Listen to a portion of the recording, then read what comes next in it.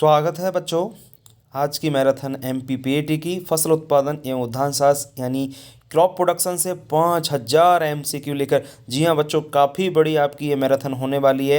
ये आपकी एमपीपीएटी के लिए बहुत ही महत्वपूर्ण होने वाली मैराथन है बच्चों।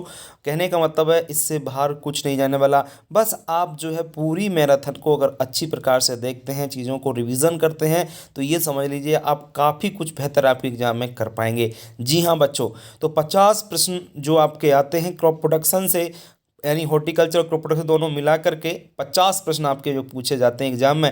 हम कोशिश करेंगे पूरे 50 प्रश्न आप जो है ना इस वीडियो को पढ़कर आपके एग्जाम में सही कर सकें, ऐसा हमारा उद्देश्य है बच्चों। बस आपको एक चीज़ का विशेष याद रखना है कि आपको पूरा वीडियो आपको देखना है, और वीडियो देखने के लिए आप जो है हमसे अंत तक बने रहिएगा। जब आप अंत तक बने रहते हैं तो सभी प्रश्न आप जो है ना रिवाइज कर लेते हैं। इतने प्रश्न आज तक कभी किसी ने आपको नहीं कराए होंगे। हम पूरा आपको एग्रीकल्चर के जो 5000 प्रश्न हैं उनको हम फैक्ट के रूप में कंप्लीट कराने वाले हैं। तो बच्चों लास्ट तक आप जुड़िए। चलिए, बहुत सारे बच्चों की मांग थी कि सर क्रॉप प्रोडक्शन का भी लेके आइए। कोशिश करेंगे हम कल बायोलॉजी का भी लेके आएँ। वैसे आज हमारी कोशिश है कि क्रॉप प्रोडक्शन के जितने प्रश्न हैं वो सभी आपको कंप्लीट कराएं। चलिए, अब इस मैराथन की शुरुआत हम लोग करेंगे। बस एक काम आप लोग कर दीजिए, इस वीडियो को ज़्यादा से ज़्यादा बच्चों तक पहुंचाने का काम आपका होगा। अगर आप बच्चों तक नहीं पहुंचा सकते तो भाई देखो, मेरी मेहनत का कोई मतलब नहीं निकलेगा। मेरी मेहनत तब सफल होगी जब आप सब बच्चों तक इस वीडियो तक को पहुँचाएंगे। ठीक है बच्चों, चलिए अब हम इसकी शुरुआत करने वाले हैं। तो बच्चों शुरुआत कर लेते हैं हम लोग। सबसे पहले सामान्य उद्यान विज्ञान की यानी हॉर्टिकल्चर आपका जो है उसकी बात करेंगे। तो बच्चों यहाँ पे हॉर्टिकल्चर क्या होता है, सब लोग इस बात को अच्छी तरह जानते भी होंगे कि हॉर्टिकल्चर आपका शब्द की जो उत्पत्ति है वो लैटिन भाषा के शब्द हॉर्टल से, यहाँ से शुरुआत कर रहे हैं क्योंकि हॉर्टिकल्चर पहले पढ़ेंगे, इसके बाद क्रॉप प्रोडक्शन पढ़ेंगे, क्योंकि ज़्यादातर बच्चों को मुझे लगता है क्रॉप प्रोडक्शन ठीक ठाक होगा। तो हॉर्टिकल्चर बहुत सारे बच्चों की मांग थी कि हॉर्टिकल्चर पहले लाइए, तो हॉर्टिकल्चर लेंगे हम लोग, फिर इसके बाद क्रॉप प्रोडक्शन लेंगे। ठीक है ना। तो देखिए आप लोग जनरल हॉर्टिकल्चर के कुछ जो इंपॉर्टेंट आपकी लाइनें हैं उनको एमसीक्यू है उनको देख लीजिए। तो हॉर्टस जिसका मतलब उद्यान होता है, दूसरा है कॉलेर जिसका मतलब खेती से हुई है, जिसका अर्थ पूरा क्या है, विकसित होना। ठीक है ना। तो हॉर्टिकल्चर को समझने के लिए इसे कई शाखाओं में विभाजित भी किया गया है। शाखा हैं जैसे हम लोग बात करें, पोमोलॉजी है आपकी, जिसको हम फल विज्ञान के नाम से जानते हैं। ओलेरी कल्चर है जिसे सब्जी विज्ञान के नाम से जानते हैं। फ्लोरिकल्चर है जिसे हम पुष्प विज्ञान कहते हैं। और औषधीय एवं सुगंधित हैं जिन्हें हम मसाले बागवानी हैं। और सस्योन्तर विज्ञान, इन सब मतलब पोस्ट हार्वेस्ट टेक्नोलॉजी जिसको कहा जाता है, इसको हम तो इन सभी शाखाओं में बांट करके हम लोग पूरे हॉर्टिकल्चर का अध्ययन करते हैं। तो बच्चों अब बढ़ते हैं हम लोग आगे नेक्स्ट आपके एमसीक्यू पर। बच्चों आप मोबाइल को जो है रोटेट जरूर कर लीजिए, क्योंकि रोटेट नहीं करोगे तो आपको जो है सही से दिखाई भी नहीं देगा। छोटे अक्षर हैं, ज़्यादा मैटर है, तो मैंने कोशिश की है कि एक पेज में ज़्यादा से ज़्यादा मैटर लिया है, तो इसलिए आप लोग रोटेट करके पढ़ें। यदि आप जो है ना देख नहीं पाते हैं वीडियो, कम से कम सुन लें। सुनेंगे तो कम से कम बहुत सारा चीज़ें याद हो जाती हैं। कई बार हम जो है ना देख नहीं पाते हैं, तो देखिए, भले देखिए जितना आपको देख सको, कानों में लीड लगाकर सुन लीजिए भैया। 1-2 घंटे सुन भी लोगे ना तो काफ़ी क्वेश्चन आपके क्लियर हो जाएंगे। बहुत सारे बच्चों के पास समय नहीं होता है, समय नहीं होता देखने का भी, है ना, वो बहुत ज़्यादा बिजी रहते हैं। भाई बिजी ज़्यादा हो ना तो सुन लीजिए, उससे भी आपका बहुत काम होने वाला है। कम से कम आप जो है 70% जो है सुनने से भी आप लोग बेहतर कर पाएंगे। चलिए कुछ शाखाओं को देख लेते हैं बच्चों। बहुत महत्वपूर्ण है शाखाएं। फूलों की खेती को क्या कहते हैं, फ्लोरिकल्चर कहते हैं, सब लोग जानते हैं। फलों की खेती को पोमोलॉजी कहा जाता है। सब्जियों की खेती को ओलेरीकल्चर कहते हैं। अलंकृत वृक्षों एवं झाड़ियों की जो खेती होती है उसे अर्बोरिकल्चर कहा जाता है। वनों की खेती को बच्चों सिल्वीकल्चर कहा जाता है। और जो उद्यान विज्ञान में उसको हॉर्टिकल्चर कहते हैं, जिसको हम पढ़ रहे हैं। फसलों की खेती को सब जानते हैं, एग्रोनॉमी कहा जाता है। मछली जो हम पालन करते हैं उसको पिसीकल्चर कहते हैं बच्चों।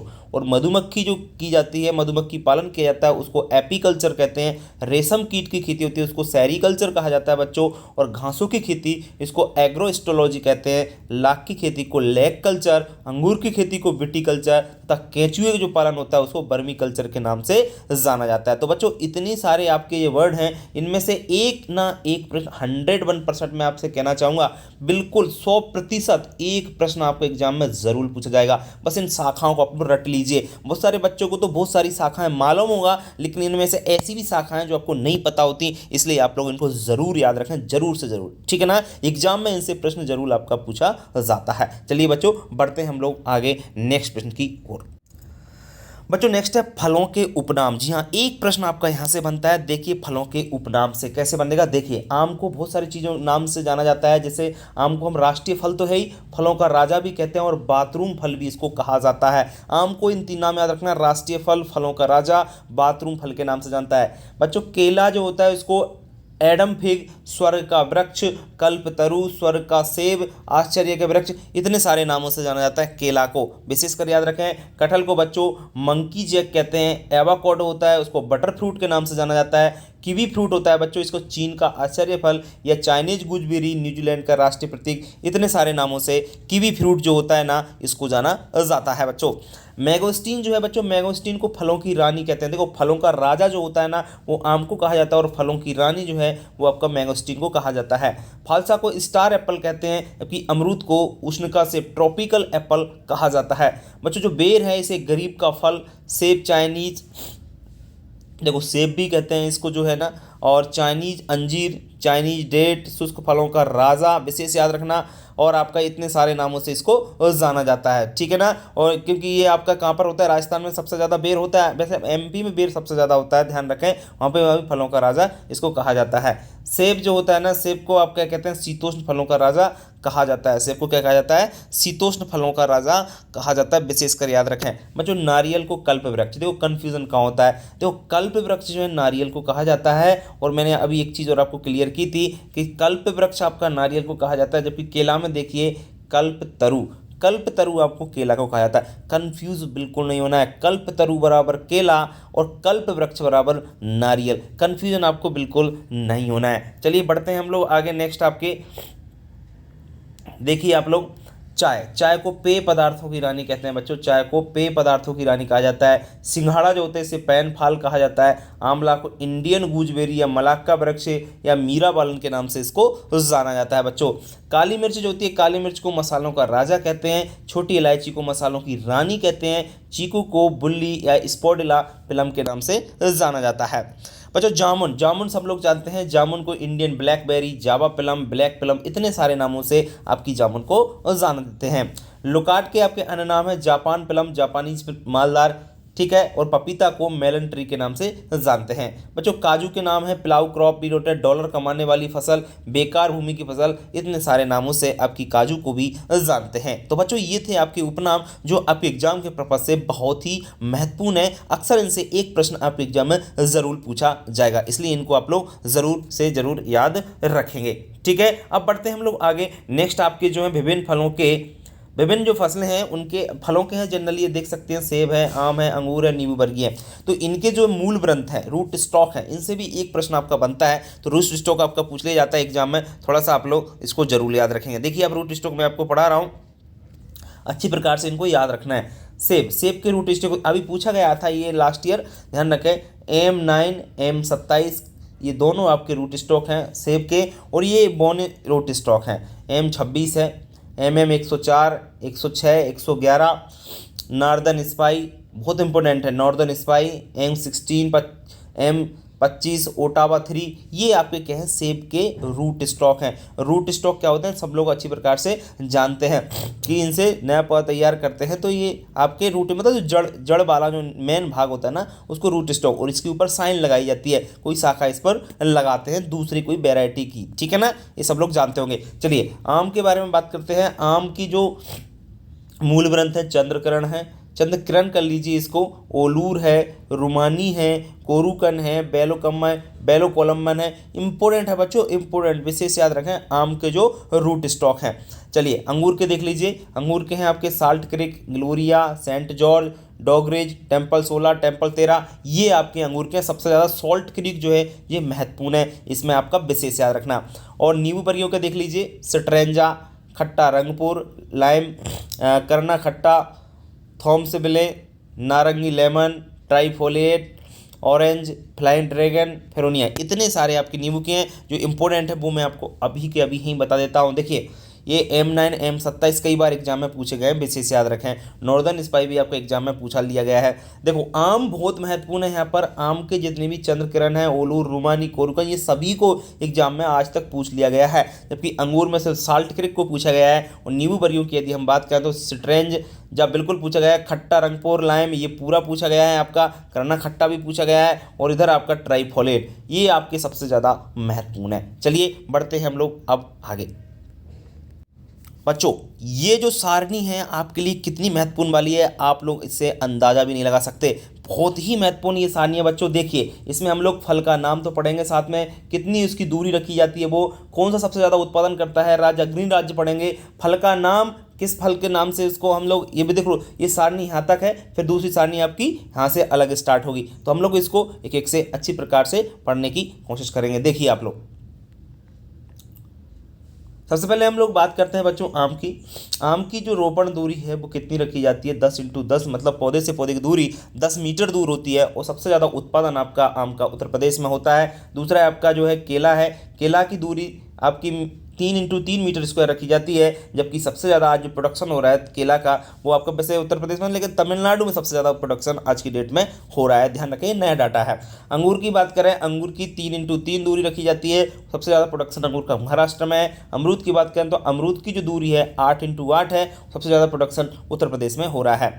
सेब की बात करें तो एप्पल का आपका 7x7 इसकी क्या है दूरी रखी जाती है, पौधे से पौधे की दूरी। एक पौधा यहाँ पर, दूसरा पौधा 7 मीटर दूरी पर। और इसका जो प्रोडक्शन है जम्मू कश्मीर और हिमाचल प्रदेश का क्षेत्र आता है। अग्रणी जम्मू कश्मीर, सेकंड पे आपका किसका नंबर आता है, ध्यान रखें, हिमाचल प्रदेश का। खट्टा नींबू है, इसकी जो दूरी रखी जाती है 6x6 मीटर है। जबकि जो आंध्र प्रदेश में इसका सबसे अग्रणी आपका राज्य माना जाता है। बेर की बात करें बच्चों, बेर की जो दूरी होती है 8x8 रखेंगे। और ये सबसे ज़्यादा मध्य प्रदेश में होता है, विशेषकर याद रखना है आपको। माल्टा की बात करें, माल्टा 6x6 दूरी है, जबकि इसको सबसे ज़्यादा महाराष्ट्र में उगाया जाता है। खजूर की बात करें बच्चों, खजूर 6x6 मीटर पर। और यहाँ पर दे नहीं रखा है कि खजूर सबसे ज़्यादा कहाँ पर होता है, थोड़ा सा आप लोग ध्यान रखेंगे। नींबू की बात करें, नींबू आपका 6x6 मीटर पर ही होता है, लेकिन सबसे ज़्यादा प्रोडक्शन जो है महाराष्ट्र राज्य में हो रहा है। बच्चों संतरा की बात करें, संतरा भी 6x6 मीटर। देखिए जितने भी आपके ये पौधे 6x6 सभी आपके कौन से वाले हैं, ये आपके नींबू वर्गीय हैं। इनको भी थोड़ा सा आप लोग जरूर याद रखेंगे। और प्रोडक्शन इसका भी आपका महाराष्ट्र में होता है, यानी नींबू वर्गीयों का सबसे ज़्यादा प्रोडक्शन कहाँ पे हो रहा है, ये चीज़ हमने यहाँ पे नोटिस की कि महाराष्ट्र में सभी नींबू वर्गीय, संतरा हो, माल्टा हो, या जो भी आपकी फसल हो, नींबू हो, सभी का प्रोडक्शन महाराष्ट्र में होता है। बाकी अंगूर भी है आपका, ये सभी आपके प्रोडक्शन हो रहा है। पपीता का देख लीजिए बच्चों, पपीता का जो प्रोडक्शन है इसकी दूरी जो रखी जाती है, दूरी कितनी रखी जाती है, थोड़ा सा आप लोग याद रखेंगे। दूरी जो रखी जाती है बच्चों पपीता की 3x3 मीटर पर रखी जाती है। और कर्नाटक में सबसे ज़्यादा प्रोडक्शन होता है। बच्चों नारियल का प्रोडक्शन की बात करें तो केरल में हो रहा है, और दूरी जो है ना 7x7 मीटर है। आगे बात करें बच्चों, इधर आ जाइए आप लोग, सुपारी 3 पूछते नहीं है, कर्नाटक में होता है। चलिए अंजीर है 5x5, ये पूछ लिया जाता है, थोड़ा सा ध्यान रखें। अनार 5x5 दूरी रखी जाती है, रोपण दूरी। और महाराष्ट्र में सबसे ज़्यादा प्रोडक्शन होता है आपका किसका, ध्यान रखें, अनार का। लीची की बात करें, लीची 8x8 मीटर कई बार पूछा गया है। और बिहार में सबसे ज़्यादा प्रोडक्शन, इंपॉर्टेंट प्रश्न है, ध्यान रखें लीची का।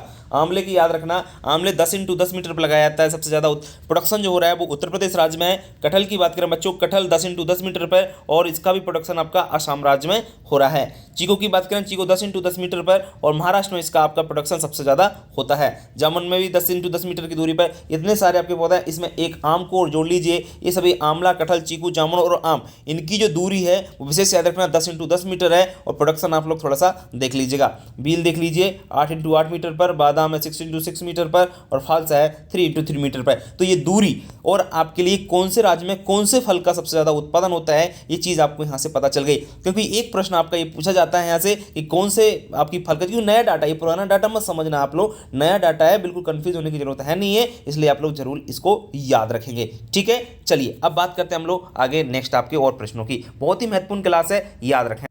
देखिए बच्चों यहाँ से भी आपका प्रश्न बनता है कभी कभी। तो देखिए फलों में पाए जाने वाले प्रमुख एल्कलॉइड्स की भी हम लोग बात कर लेते हैं। कौन से फल में कौन सा एल्कलॉइड्स पाया जाता है। सेब का लाल रंग क्यों होता है, क्योंकि उसमें एंथोसायनिन पाया जाता है। पपीते का पीला रंग क्यों होता है, क्योंकि उसमें कैरिका जेंथिन पाया जाता है। बच्चों आंवले में कसलापन, आंवले को जब खाते हैं तो एकदम कसला लगता है, क्योंकि इसमें टेनिन या एलोलिक या पॉलीफिनॉल, इनमें से एक आपके एग्जाम में पूछ लिया जाता है, इसलिए याद रखें टेनिन, एलोलिक या पॉलीफिनॉल। बील की बात करें, बील जो होता है चिपकाने वाला, इसमें मार्मेलोसिन पाया जाता है, चिपकाने वाला पदार्थ जो होता है ना। और पीपर जो होता है, पीपर में ओलियोरेजिन पाया जाता है, और बादाम में जो कड़वाहट होती है उसका रीजन है एमाइलेडन। तो बच्चों इनसे भी एक प्रश्न बन सकता है, इसलिए थोड़ा आप लोग सतर्क रहें और इनको जो है रिवाइज जरूर करें। चलिए अब बढ़ते हैं हम लोग आगे। बच्चों यहाँ पर हम सब्जियों की भी कुछ बात करेंगे। सब्जियाँ आपकी जो है, सब्जियों में प्रमुख एल्कलॉइड्स जो वर्णक है उसकी हम लोग यहाँ पे जान लेते हैं। बच्चों देखो सब्जी की बात करें तो खीरा सबसे पहले है। खीरा में कड़वाहट क्यों होती है? क्योंकि कुकुरबिटेशन। देखो एक चीज़ यहाँ पे क्लियर कर देता हूँ मैं आपको, कोई भी कुकुरबिटेसी कुल की सब्जी आ जाए, कोई भी, चाहे वो आपका कद्दू हो, तरबूज हो, खरबूज हो, जो भी हो, चाहे खीरा हो, तो उसमें जो भी एल्कलॉइड्स आपका पाया जाएगा कड़वाहट वाला, वो कुकुरबिटेशन ही होगा। कंफ्यूज होने की कतई जरूरत नहीं है आपको। लहसुन की बात करें, लहसुन में गंध आती है एलाइसिन के कारण, अमीनो एसिड या एलाइन बाय एलिन के कारण इसमें क्या आती है? गंध आती है। लहसुन सबने देखा होगा। करेले में कड़वाहट, मेमोडिकोसाइड, विशेष याद रखें, मेमोडिकोसाइड के कारण करेले में कड़वाहट आती है। करेला कड़वा क्यों लगता है? क्योंकि उसमें मेमोडिकोसाइड टेट्रासाइक्लिक क्या पाया जाता है? एक एल्कोलेट्स पाया जाता है। तोरई की बात करें, तोरई में एमिटिन पाया जाता है। हल्दी का पीला रंग करक्यूमिन के कारण इंपॉर्टेंट है, याद रखें। अरबी में जो कड़वाहट होती है वो कैल्शियम ऑक्जेलेट के कारण होती है। बच्चों बैगन में जो कड़वाहट होती है वो ग्लाइको एल्कलॉइड्स के कारण होती है। किसके कारण होती है? ग्लाइको एल्कलॉइड्स के कारण बैगन में भी कड़वाहट लगती है। चने की पत्ती सबने खाई होंगी, खट्टी लगती है। क्यों लगती है बच्चों? क्योंकि इसमें मैलिक और ऑक्जेलिक एसिड, दो एसिड उसमें पाए जाते हैं। बच्चों आगे बात करें हम लोग, आलू का हरापन। आलू आपने देखा हरा पड़ जाता है सोलेनिन के कारण। किसमें? इसमें क्या आ जाता है? सोलेनिन आ जाता है। और सोलेनिन कहाँ से आता है? इस सूर्य के, अगर जो है आलू निकला रहा तो सूर्य का प्रकाश पड़ता है, जिसके कारण उसमें सोलेनिन बन जाता है। तेलों का पीला रंग देखा होगा, तेल, सरसों मरसों जो भी देखा होगा आपने, पीला कलर होता है। क्यों? कि उसमें एलाइल आइसोथाइनेट्स कैटोनाइड पाया जाता है। पर जो सूरजमुखी के तेल में कसेलापन क्यों होता है? क्योंकि उसमें ऑक्सीडेशन के कारण। रतालू में क्यों होता है? डायसेनेजिन के कारण। अनानास आपको ध्यान रखना ब्रोमेलिन पाया जाता है इसमें। और अंगूर का याद रखना गैलिक एसिड आपको इसमें मिल जाएगा। आगे बात करें बच्चों, नेक्स्ट है टमाटर का लाल रंग। सब लोग जानते हैं लाइकोपेन बहुत इंपॉर्टेंट है। मिर्च लाल क्यों होती है? कैप्सिथिन के कारण। और मिर्च चरपटी क्यों होती है? क्योंकि उसमें कैप्सिसिन पाया जाता है। कंफ्यूजन नहीं होना चाहिए, मिर्च का लाल रंग कैप्सिथिन के कारण, और मिर्च की जो चटपटी लगती है उसका कारण है कैप्सिसिन। भूलना नहीं है एग्जाम में, क्योंकि ये क्वेश्चन पूछा जाता है, कई बार पूछा भी गया है। बच्चे कंफ्यूजन हो जाते हैं कैप्सिथिन और कैप्सिसिन में, तो इसको जरूर याद रख लें आप लोग। गाजर का लाल रंग होता है बच्चों एंथोसाइनिन के कारण। गाजर का पीला रंग होता है कैरोटीन के कारण बच्चों। और मूली का तीखापन होता है थायोसाइनेट के कारण। अदरक में कड़वाहट लगती है जिंजीरोल के कारण। जीरा में कड़वाहट लगती है क्यूमिनोल के कारण। और बच्चों सौंफ में जो गंध है वो आपकी आती है फ्रिंकोन बा एथिनॉल के कारण।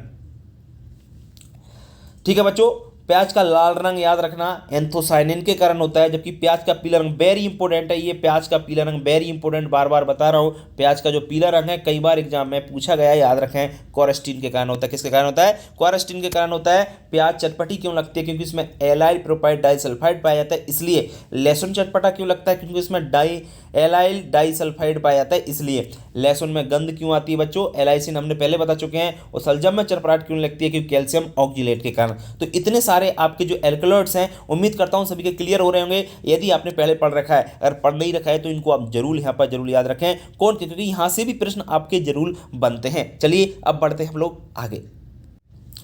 कुछ सब्जी के नाम है, उनके फल के प्रकार हैं बच्चों, देख लीजिए आप इनको भी। मटर सेम, इसके जो फल का प्रकार है पोड या लेंग्यूब कहा जाता है। कुकुरबिटेसी सब्जी जो होती है ना, उनको, इनके फल को पेपो कहा जाता है, पूछा जाता है बच्चों, विशेषकर याद रखें। और वेरी इंपॉर्टेंट है, क्रूसीफेरी कुल में जो भी आता है उसके फल को जो है सिलिकुआ कहा जाता है। क्या कहा जाता है? सिलिकुआ, याद रखना है। भिंडी, शकरकंद, रतालू, इनके जो फल के प्रकार को कैप्सूल कहते हैं। भिंडी के खासकर पूछा जाता है बच्चों। टमाटर, आलू, बैगन, मिर्च, इनके फल को सब लोग जानते हैं बेरी या सरस कहा जाता है। गाजर होता है, इसके जो बीज को सीजोकार्प कहते हैं। क्या कहते हैं? इसके बीज को सीजोकार्प कहा जाता है।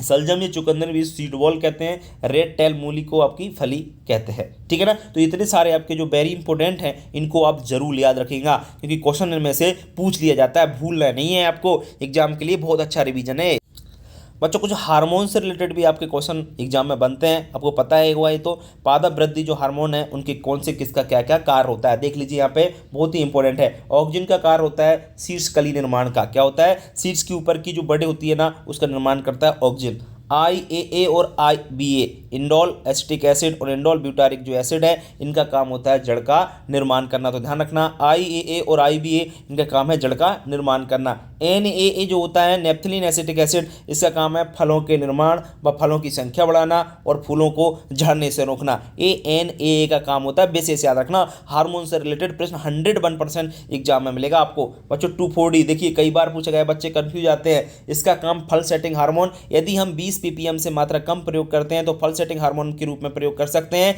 अगर 20 ppm से, ppm का मतलब होता है पार्ट पर मिलियन, याद रखें पार्ट पर मिलियन, तो खरपतवारनाशी के रूप में प्रयोग करते हैं। अगर 20 ppm से अधिक प्रयोग करते हैं तो खरपतवारनाशी के रूप में प्रयोग करते हैं। और यदि फलों के सेटिंग के हार्मोन के रूप में प्रयोग करते हैं तो 20 ppm से कम मात्रा यूज की जाती है। ये थोड़ा सा आप लोग जरूर याद रखेंगे। यहाँ पर साइटोकाइनेन बच्चों सुसुप्तावस्था को तोड़ता है। सुसुप्तावस्था क्या होती है आप अच्छी प्रकार से जानते हैं, निष्क्रिय बीजों को सक्रिय बनाने का काम होता है। वो क्या होता है आपका साइटोकाइनेन करता है उसको। जिब्रेलिन्स क्या होता है बच्चों, जिब्रेलिन्स हार्मोन्स क्या करता है, फलों के आकार को बढ़ाता है और कोष का विवर्धीकरण में सहायता करता है। एब्सिसिक एसिड जिसको ABA के नाम से जानते हैं बच्चों, यह सुसुप्तावस्था को बढ़ाता है और रंध्र को बंद करना इंपॉर्टेंट है, पंड रंध्र को बंद करना और वृद्धि निरोधक आपका ये काम करता है। इथिलीन सब लोग जानते हैं, इसका काम है फल पकाने में सहायक। सभी आपके हार्मोन्स हैं, मैं तो यहाँ पर कहना चाहूँगा 100% एक प्रश्न जो है हार्मोन से जरूर बनेगा। इसको रट लीजिएगा बच्चों, भूलना नहीं है आपको, यहाँ से प्रश्न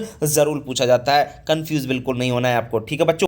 देखिए बच्चों इंपोर्टेंट आपको क्वेश्चन लेके आ रहा हूं। देखिए बच्चों आम, अब हम इसमें बात करेंगे फल वृक्षों में प्रवर्धन की विधि और फल के प्रकारों का कौन से कहां पर प्रसारण किस विधि से किया जाता है, उसके फल का प्रकार भी क्या होता है। देख लीजिए बच्चों, आम सबसे पहले आम के फल का प्रकार होता है ड्रुप प्रकार का फल होता है बच्चों। और जो प्रवर्धन या प्रसारण या प्रोपेगेशन किससे किया जाता है, बेनियर ग्राफ्टिंग किया जाता है, जो कि अप्रैल अक्टूबर में करना चाहिए हमको। व्यावसायिक विधियां या बेनियर ग्राफ्टिंग आपकी जो की जाती है, एपिकोटाइल ग्राफ्टिंग भी कर सकते हैं और मृदु कास्ट ग्राफ्टिंग। मेन जो है वह बैक्टीरियल ग्राफ्टिंग, आप तो याद रख लेना, ग्राफ्टिंग विशेषकर जो है आपका आम में की जाती है, विशेषकर याद रखना। पपीता का जो प्रोपेगेशन होता है वो बीज द्वारा ही होता है, याद रखें, पपीता का जो प्रोपेगेशन बीज द्वारा, और फल का प्रकार बेरी, ये तो सब लोग जानते होंगे। केला के फल का प्रकार बेरी होता है और जो प्रसारण होता है वो स्वाट शकर के द्वारा किया जाता है। किसके द्वारा, स्वाट शकर। इसमें दो तरह के शकर्स होते हैं, एक तलवार शकर होता है, एक स्वाट शकर। स्वाट शकर आपका जो होता है ना, उससे आपका क्या किया जाता है, आपका प्रसारण किया जाता है। स्वाट शकर में जैसे तलवार शकर से भी कहते हैं, ये ध्यान रखना। बाकी इसमें 2 शकर्स होते हैं, थोड़ा सा ध्यान रखें। अंगूर की बात करें, अंगूर का जो फल का प्रकार है वो बेरी है और कठोर काष्ठ तना कलम यानी हार्डवुड स्टेम कटिंग इसका उपयोग किया जाता है अंगूर में, आपका जो प्रबंधन की विधि है। खट्टा जो होता है ना, हेस्पेरिडियम, इसके आपका फल का प्रकार होता है और बीज से इसका भी आपका क्या किया जाता है, प्रसारण किया जाता है। लेमन की यदि हम बात करें, लेमन हेस्पेरिडियम है। देखो ये सभी नींबू वर्गीय हैं, इनके सबके फल के जो प्रकार हैं वो हेस्पेरिडियम ही आपको मिलेंगे, जबकि जो आपके प्रसारण है वो अलग अलग है। तो लेमन का आपका ईयर लेयरिंग के द्वारा, बीज हवाई दाब किसके द्वारा, और मीठा संतरा का टी बडिंग के द्वारा, नींबू का ईयर लेयरिंग के द्वारा आपका क्या किया जाता है, ये प्रवर्धन किया जाता है। इनको जरूर याद रखना क्योंकि जो है इनसे जरूर प्रश्न आपके एग्जाम में बनते हैं, भूल नहीं जाना बच्चों। देखिए बाकी और भी देख लेते हैं बच्चों, सभी फलों का हमको देखना होगा। ग्रुप फ्रूट का जो फल का प्रकार है वो भी हेस्पेरिडियम है, क्योंकि ये भी उसी में आता है आपका नींबू वर्गीयों में। इसका जो प्रोपेगेशन है वो किया जाता है आपका टी बडिंग के द्वारा। माल्टा इसका भी हेस्पेरिडियम, इसका भी आपका टी बडिंग के द्वारा प्रसारण करते हैं। मीठा नींबू है बच्चों, इसका भी हेस्पेरिडियम है और इसका जो प्रसारण है वो हार्डवुड तना कलम से किया जाता है। मतलब एक चीज़ समझ में आ रही है, दूसरा पौधा जो तैयार करते हैं वो आपकी ये विधियां हैं दूसरा पौधा तैयार करने की, ठीक है ना। अमरूद का फल का प्रकार बेरी होता है और इसमें इनार्चिंग, इसको थोड़ा सुधार लीजिएगा, इनार्चिंग मेरे हिसाब से नहीं करते हैं। इसमें जो अमरूद में किया जाता है ना वो क्या आपका क्या होता है, ध्यान रखना, गूटी आपकी जो होती है, इसको ईयर लेयरिंग या आप लोग स्टूलिंग भी कह सकते हैं, वो आपका किया जाता है अमरूद में, याद रखें, गूटी या स्टूलिंग, इसको सुधार लीजिएगा। बेर का फल का प्रकार ड्रुप होता है, की जाता है आपका सील बडिंग या टी बडिंग भी कह सकते हैं, टी या सील्ड बडिंग आपकी बेर में की जाती है। आंवला की बात करें, आंवले के फल का प्रकार बेरी होता है, इसमें टी या सील्ड बडिंग इसमें भी आपकी की जाता है। खजूर की बात करें, खजूर में ऑफ सूट का प्रयोग करते हैं, विशेष याद रखें, एक बीजीय बेरी होती है आपका खजूर का जो फल का प्रकार होता है, ऑफ सूट का प्रयोग किया जाता है। फालसा की बात करें, इसका फल का प्रकार ड्रुप होता है और जो बीज से इसका आपका दूसरा पौधा तैयार किया जाता है। ये ऑयल पाम होता है, इसका बडिंग की जाती है बच्चों और आपका सेब का बात करें, सेब में पोम से आपका फल का प्रकार होता है और आपका जो बडिंग की जाती है। चीकू की बात करें, चीकू के फल का प्रकार ड्रुप होता है और इसमें इनार्चिंग की जाती है। अनानास, वो कई बार एग्जाम में पूछा गया है, अनानास के फल का प्रकार विशेष याद रहा, भूलना नहीं है बिल्कुल भी। पाइनएप्पल, सोरेसिस, सकर, जी हाँ सकर से नहीं है, यहाँ पे स्लिप कर लीजिए, स्लिप के द्वारा आपका क्या करते हैं, इसका प्रसारण किया जाता है। कई बार एग्जाम में पूछा जाता है, कंफ्यूजन हो जाता है, भूल जाते हैं। स्लिप याद रखना, स्लिप के द्वारा दूसरा पौधा तैयार करते हैं। यहाँ पर लीची के फल का प्रकार आपका अस्टिल होता है, एरिल कर लीजिए, अस्टिल को एरिल भी कहते हैं इंग्लिश में, एरिल याद रखना, कई बार एग्जाम में पूछा गया, वेरी इंपॉर्टेंट है। और ईयर लेयरिंग इसमें किया जाता है, ईयर लेयरिंग यानी गूटी भी इसमें आपकी प्रयोग की जाती है। अनार की बात करें, फल का प्रकार ब्लास्टा होता है, ब्लास्टा। और कठोर तना काष्ठ कलम, जी हाँ कठोर काष्ठ कलम जो है ना, इसका हार्डवुड कटिंग लिख देना आप, तो हार्डवुड कटिंग के द्वारा आपका क्या किया जाता है, इसका प्रोपेगेशन किया जाता है। बील की बात करें, फल का प्रकार एमपी सरिका होता है, जबकि इसमें जो की जाती है प्रसारण वो जाता है पेंच बडिंग। तो बच्चों वेरी इंपॉर्टेंट सारणी है, ये भी आपकी वेरी इंपॉर्टेंट सारणी है, याद रखना। इसमें से भी आपके 1-2 प्रश्न जरूर बनते हैं सारणी से, किसके फल का प्रकार क्या होता है और उसका जो प्रोपेगेशन किया जाता है वो कौन सी विधि के द्वारा किया जाता है। बहुत ही अच्छा रिवीजन है बच्चों, पूरा रिवीजन आप लोग जरूर करिएगा, लास्ट तक हमसे जुड़े रहिएगा और काफी क्वेश्चन आपके हम लोग हल कराने वाले हैं। चलिए बढ़ते हैं हम लोग। बच्चों हमारे सिलेबस में फूल भी हैं, याद रखना, फूल के भी आपके प्रवर्धन देख लीजिए जल्दी से आप लोग। गुलाब का प्रवर्धन हम सील्ड व टी बडिंग से करते हैं, विशेष याद रखें। मोगरा बेला है, कलम, दाब कलम, लेयरिंग, बीज कलम, इसके द्वारा भी होता है। गेंदा का जो प्रोपेगेशन होता है बीज के द्वारा या कलम के द्वारा हम लोग कर सकते हैं। रजनीगंधा, इसका कंद व बीज के द्वारा हम प्रोपेगेशन कर सकते हैं। ग्लैडियोलस का घनकंद यानी कॉर्म्स के द्वारा हम लोग प्रोपेगेशन करते हैं। जबकि गुलदाउदी है, इसका प्रोपेगेशन जड़ कटिंग या बीज सकर्स कटिंग के द्वारा हम लोग प्रोपेगेशन करते हैं। तो बच्चों ये फूलों की जो प्रवर्धन विधियां हैं इनको भी याद रखना, क्योंकि कई बार जो है फूल हमारे सिलेबस में है तो यहाँ से भी आपका प्रश्न बन सकता है, भूल नहीं जाना बच्चों। चलिए बढ़ते हैं हम लोग आगे। बच्चों आगे हम बात करेंगे नेशनल रिसर्च सेंटर की। नेशनल रिसर्च सेंटर जो है ना एग्जाम में पूछा जाता है एक न एक, इसलिए याद रखना है आपको रिसर्च। तो वैसे तो यहाँ पे शॉर्टकट में दे रखा है, याद रखें नेशनल रिसर्च सेंटर कौन से फल का कहाँ पर है। तो लीची जो राष्ट्रीय अनुसंधान केंद्र है लीची का वो मुजफ्फरपुर बिहार में है। नींबू का राष्ट्रीय जो कृषि अनुसंधान केंद्र है वो नागपुर महाराष्ट्र में है। अनार का राष्ट्रीय कृषि अनुसंधान केंद्र सोलापुर महाराष्ट्र में है बच्चों। केला राष्ट्रीय कृषि अनुसंधान केंद्र आपका तिरुचि तमिलनाडु में है बच्चों। अंगूर का राष्ट्रीय कृषि अनुसंधान केंद्र पुणे महाराष्ट्र में है। और आपका खजूर का राष्ट्रीय कृषि अनुसंधान केंद्र बीकानेर राजस्थान में है। काजू का आपका नेशनल रिसर्च सेंटर कहाँ पर है, आपका पुत्तूर कर्नाटक में स्थित है। मशरूम का आपका कहाँ पर है नेशनल रिसर्च सेंटर, सोनल हिमाचल प्रदेश में है बच्चों। प्याज व लहसुन का राष्ट्रीय जो अनुसंधान केंद्र है वो नासिक महाराष्ट्र में है। आर्किड आपका अनुसंधान केंद्र कहाँ पर है, गंगटोट सिक्किम में। और बीज मसाला अनुसंधान केंद्र है तबीजी अजमेर आपका राजस्थान में। तो बच्चों ये अनुसंधान केंद्र है, इनसे भी आपका एक प्रश्न बनता है एग्जाम में, इसलिए आप लोग इनको भी अच्छी प्रकार से याद रखेंगे अनुसंधान केंद्रों को, क्योंकि अनुसंधान से एक प्रश्न जरूर आपके एग्जाम में बनेगा। अनुसंधान आपको भूलना नहीं है, वेरी इंपॉर्टेंट आपके अनुसंधान है बच्चों। कई बार इनको पूछा गया है एग्जाम में, ऐसा नहीं है कि पूछा नहीं गया, इनसे ही प्रश्न जरूर बनता है, थोड़ा सा आप लोग जरूर इनको याद रखेंगे। नेक्स्ट आते हैं टॉपिक पे, इंपोर्टेंस ऑफ फ्रूट प्रोडक्शन के बारे में। फल उत्पादन की महत्वता को समझेंगे बच्चों हम लोग। यहाँ पर आर्थिक महत्व की बात कर देते हैं, इकोनॉमिक इंपोर्टेंस की। देखो प्रति इकाई क्षेत्रफल अधिक उत्पादन होता है, प्रति इकाई क्षेत्र से अधिक आय लेना है हमारा उद्देश्य, बेरोजगारी समस्या को दूर करना और विदेशी मुद्रा की प्राप्ति। जी हाँ, ये फलों का हमका उत्पादन का महत्व है, सब लोग इस चीज़ को अच्छी प्रकार से जानते हैं।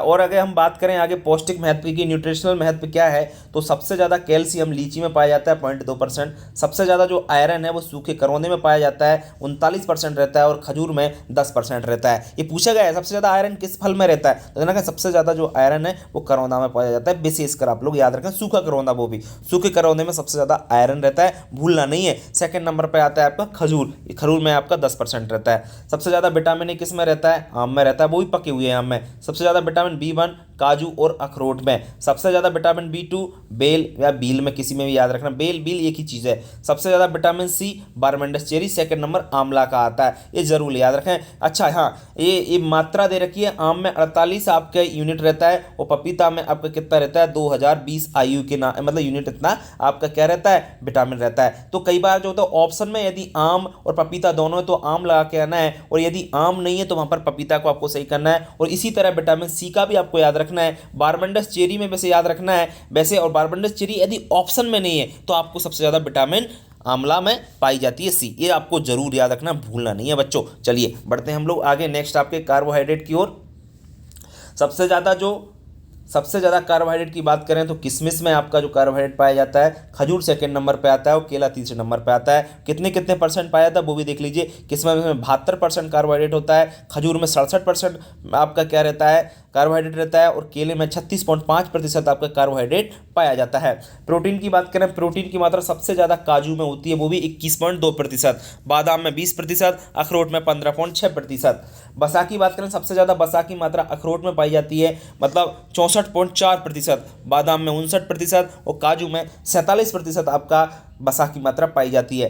पेक्टिन की बात करें तो पेक्टिन सबसे ज़्यादा कटहल में रहता है, सेकंड नंबर पर हमारा अमरूद का नंबर पाया जाता है, क्योंकि अमरूद से सबसे ज़्यादा जेली बनाई जाती है। एंजाइम पपीता और जामुन में पाए जाते हैं, और रेशे की मात्रा सबसे ज़्यादा अमरूद आपके फल में पाई जाती है। तो बच्चों, प्रोटीन, वसा, कार्बोहाइड्रेट, विटामिन ये सब लोग याद रखना है, क्योंकि सबसे ज़्यादा वाला आपको सबसे पहले याद रखना है, सबसे ज़्यादा किस में पाई जाती है, और सबसे ज़्यादा वाला नहीं आता है तो सेकंड नंबर का आपको थोड़ा सा याद रखना पड़ेगा कि किसकी मात्रा किस में सबसे ज़्यादा पाई जाती है। बहुत अच्छे बच्चों, बढ़ते हैं हम लोग आगे। बच्चों, कुछ एसिड हैं, इनको भी थोड़ा सा आप लोग याद रख लेना। कार्बनिक अम्ल है, ऑर्गेनिक एसिड आप एग्जाम में कई बार पूछे गए हैं, इसलिए इनको आपको यहाँ पे याद रखना बहुत जरूरी होगा। देखो, मैलिक एसिड जो पाया जाता है ना, मैलिक एसिड किस में पाया जाता है, सेब और गाजर में। सेब और गाजर में जो हमको मीठी लगती है वो मैलिक एसिड के कारण लगते हैं, दोनों याद रखेंगे आप लोग। सिट्रिक एसिड की बात करें, साइट्रिक एसिड सिट्रस ग्रुप में सभी, मतलब जो भी आपके संतरा है, नींबू है, माल्टा है, खट्टा नींबू, जो इनमें सभी में आपका साइट्रिक अम्ल पाया जाता है। अमरूद टमाटर में भी साइट्रिक अम्ल, क्योंकि अमरूद टमाटर भी हमको खट्टे लगते हैं तो उनमें भी साइट्रिक अम्ल पाया जाता है, यहाँ भी आपको ये भूलना नहीं है।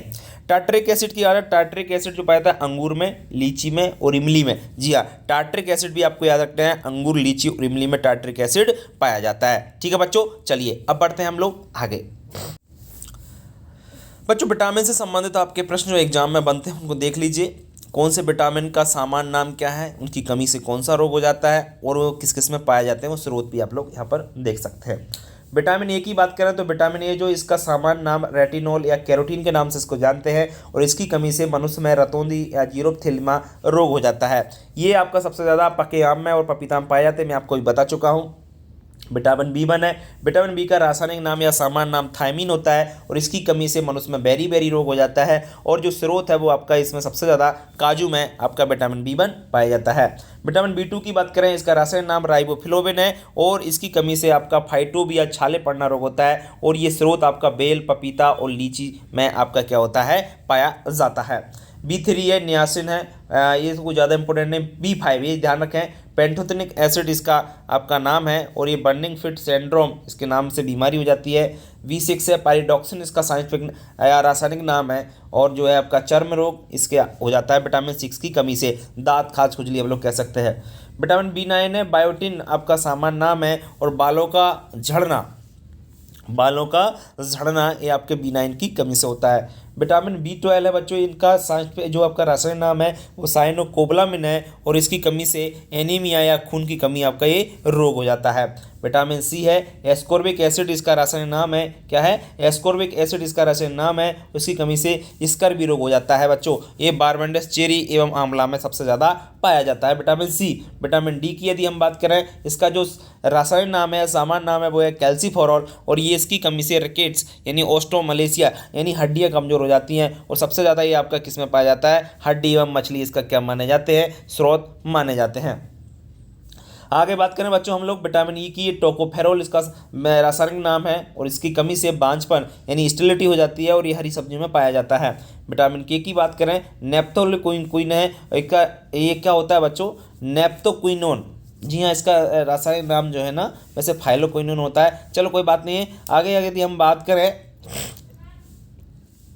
ये खून को बहना रोकता है, विटामिन के हरी सब्जी और टमाटर में पाया जाता है। ठीक है ना। अच्छा, विटामिन डी का जो स्रोत है वो आप लोग सूर्य का प्रकाश भी याद रख सकते हैं, यहाँ पे ये वहाँ से भी मिलता है। ठीक है, चलिए तो बच्चों ये विटामिन है, इनसे एक प्रश्न आप एग्जाम में 100% मिलेगा। देखो मैं 100% है कह देता हूँ ना, मैं 100% बनता ही है विटामिन से प्रश्न, क्योंकि आज तक सभी विटामिन से प्रश्न पूछा ही गया है। कोई ना कोई विटामिन आपको मिल जाएगा, फिर हम 8 तारीख के बाद बात करेंगे कौन से प्रश्न कहाँ से पूछे गए, ये आपको वहाँ पर श्योर हो जाएगा। चलिए बढ़ते हैं हम लोग अब आगे। एडिबल पार्ट्स ऑफ फ्रूट्स की बात कर लेते हैं।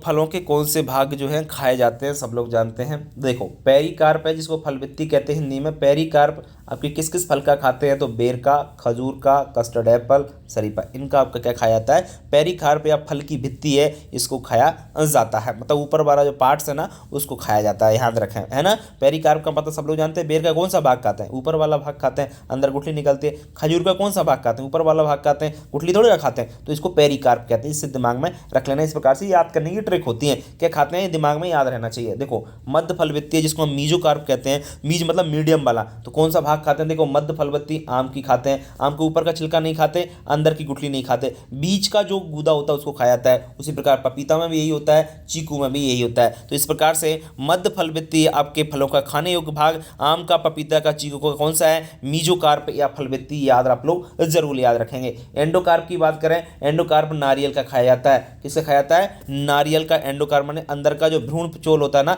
उसको खाते हैं, ठीक है। एंडोकार्पिक जूसी हेयर, एंडोकार्पिक जूसी हेयर नींबू, संतरा, मौसमी, जी हाँ इनका हम लोग रस खाते हैं, रस पीते हैं कह सकते हैं, ठीक है। इसलिए आप ध्यान रखें एंडोकार्पिक जूसी हेयर आपका सभी नींबू वर्गीय इसके अंतर्गत आते हैं। रसदार टेस्ट हम लोग अनार का खाते हैं, क्योंकि अनार को किस प्रकार से खाते हैं आपको मालूम होगा। एरिल आपका लीची का विशेष याद रखना इंपॉर्टेंट है, आप एग्जाम में पूछा जाता है।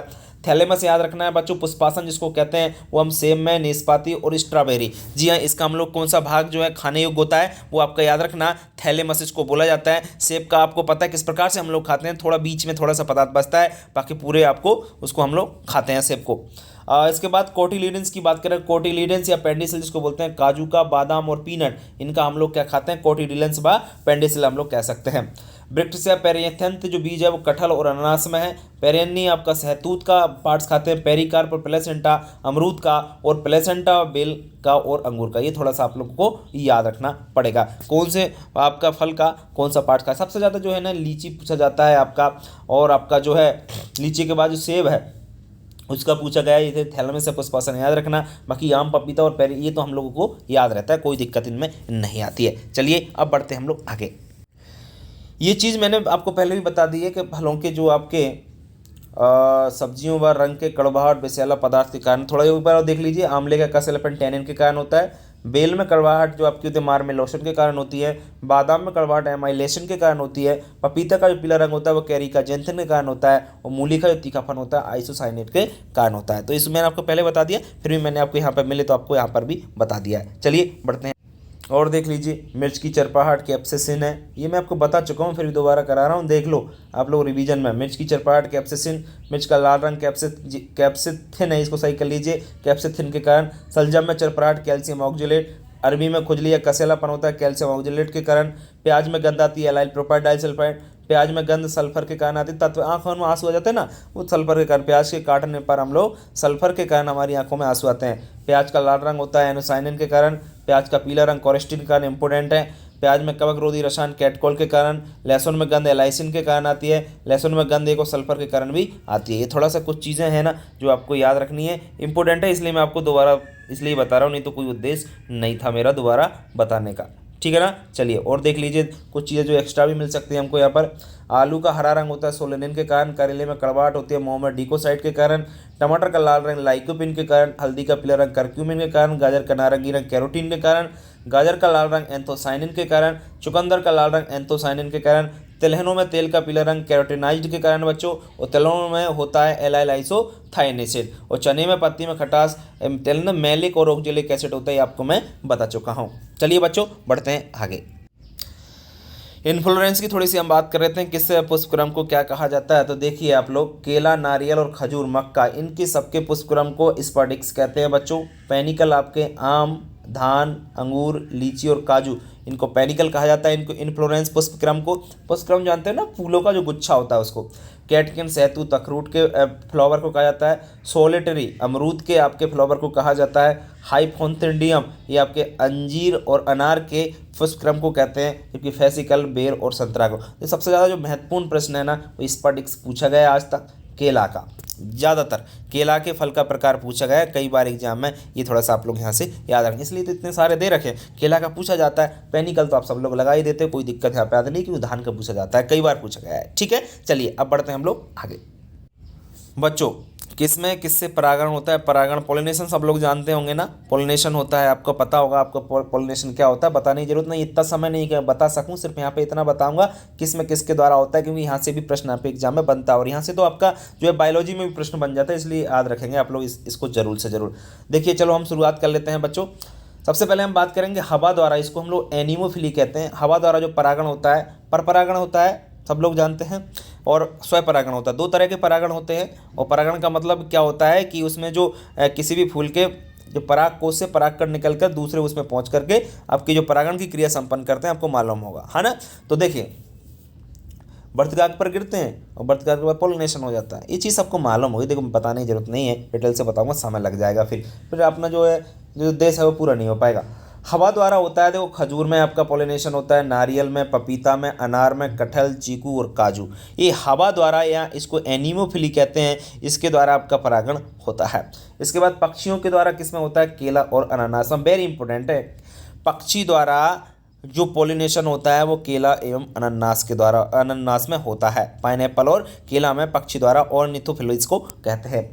कीटों द्वारा परागण होता है एंटीमोफिली, ज़्यादातर फलों में कीटों के द्वारा परागण होता है। आम में घरेलू मक्खी के द्वारा, इसको हाउस फ्लाई कहते हैं, उसके द्वारा होता है। अंजीर में फिग वास्प के द्वारा, ऑयल पाम में बीबल के द्वारा आपका क्या होता है? आम का विशेष याद रखना, आम का कई बार एग्जाम में पूछा गया है कि आम में जो परागण होता है किसके द्वारा होता है? तो घरेलू मक्खी के द्वारा।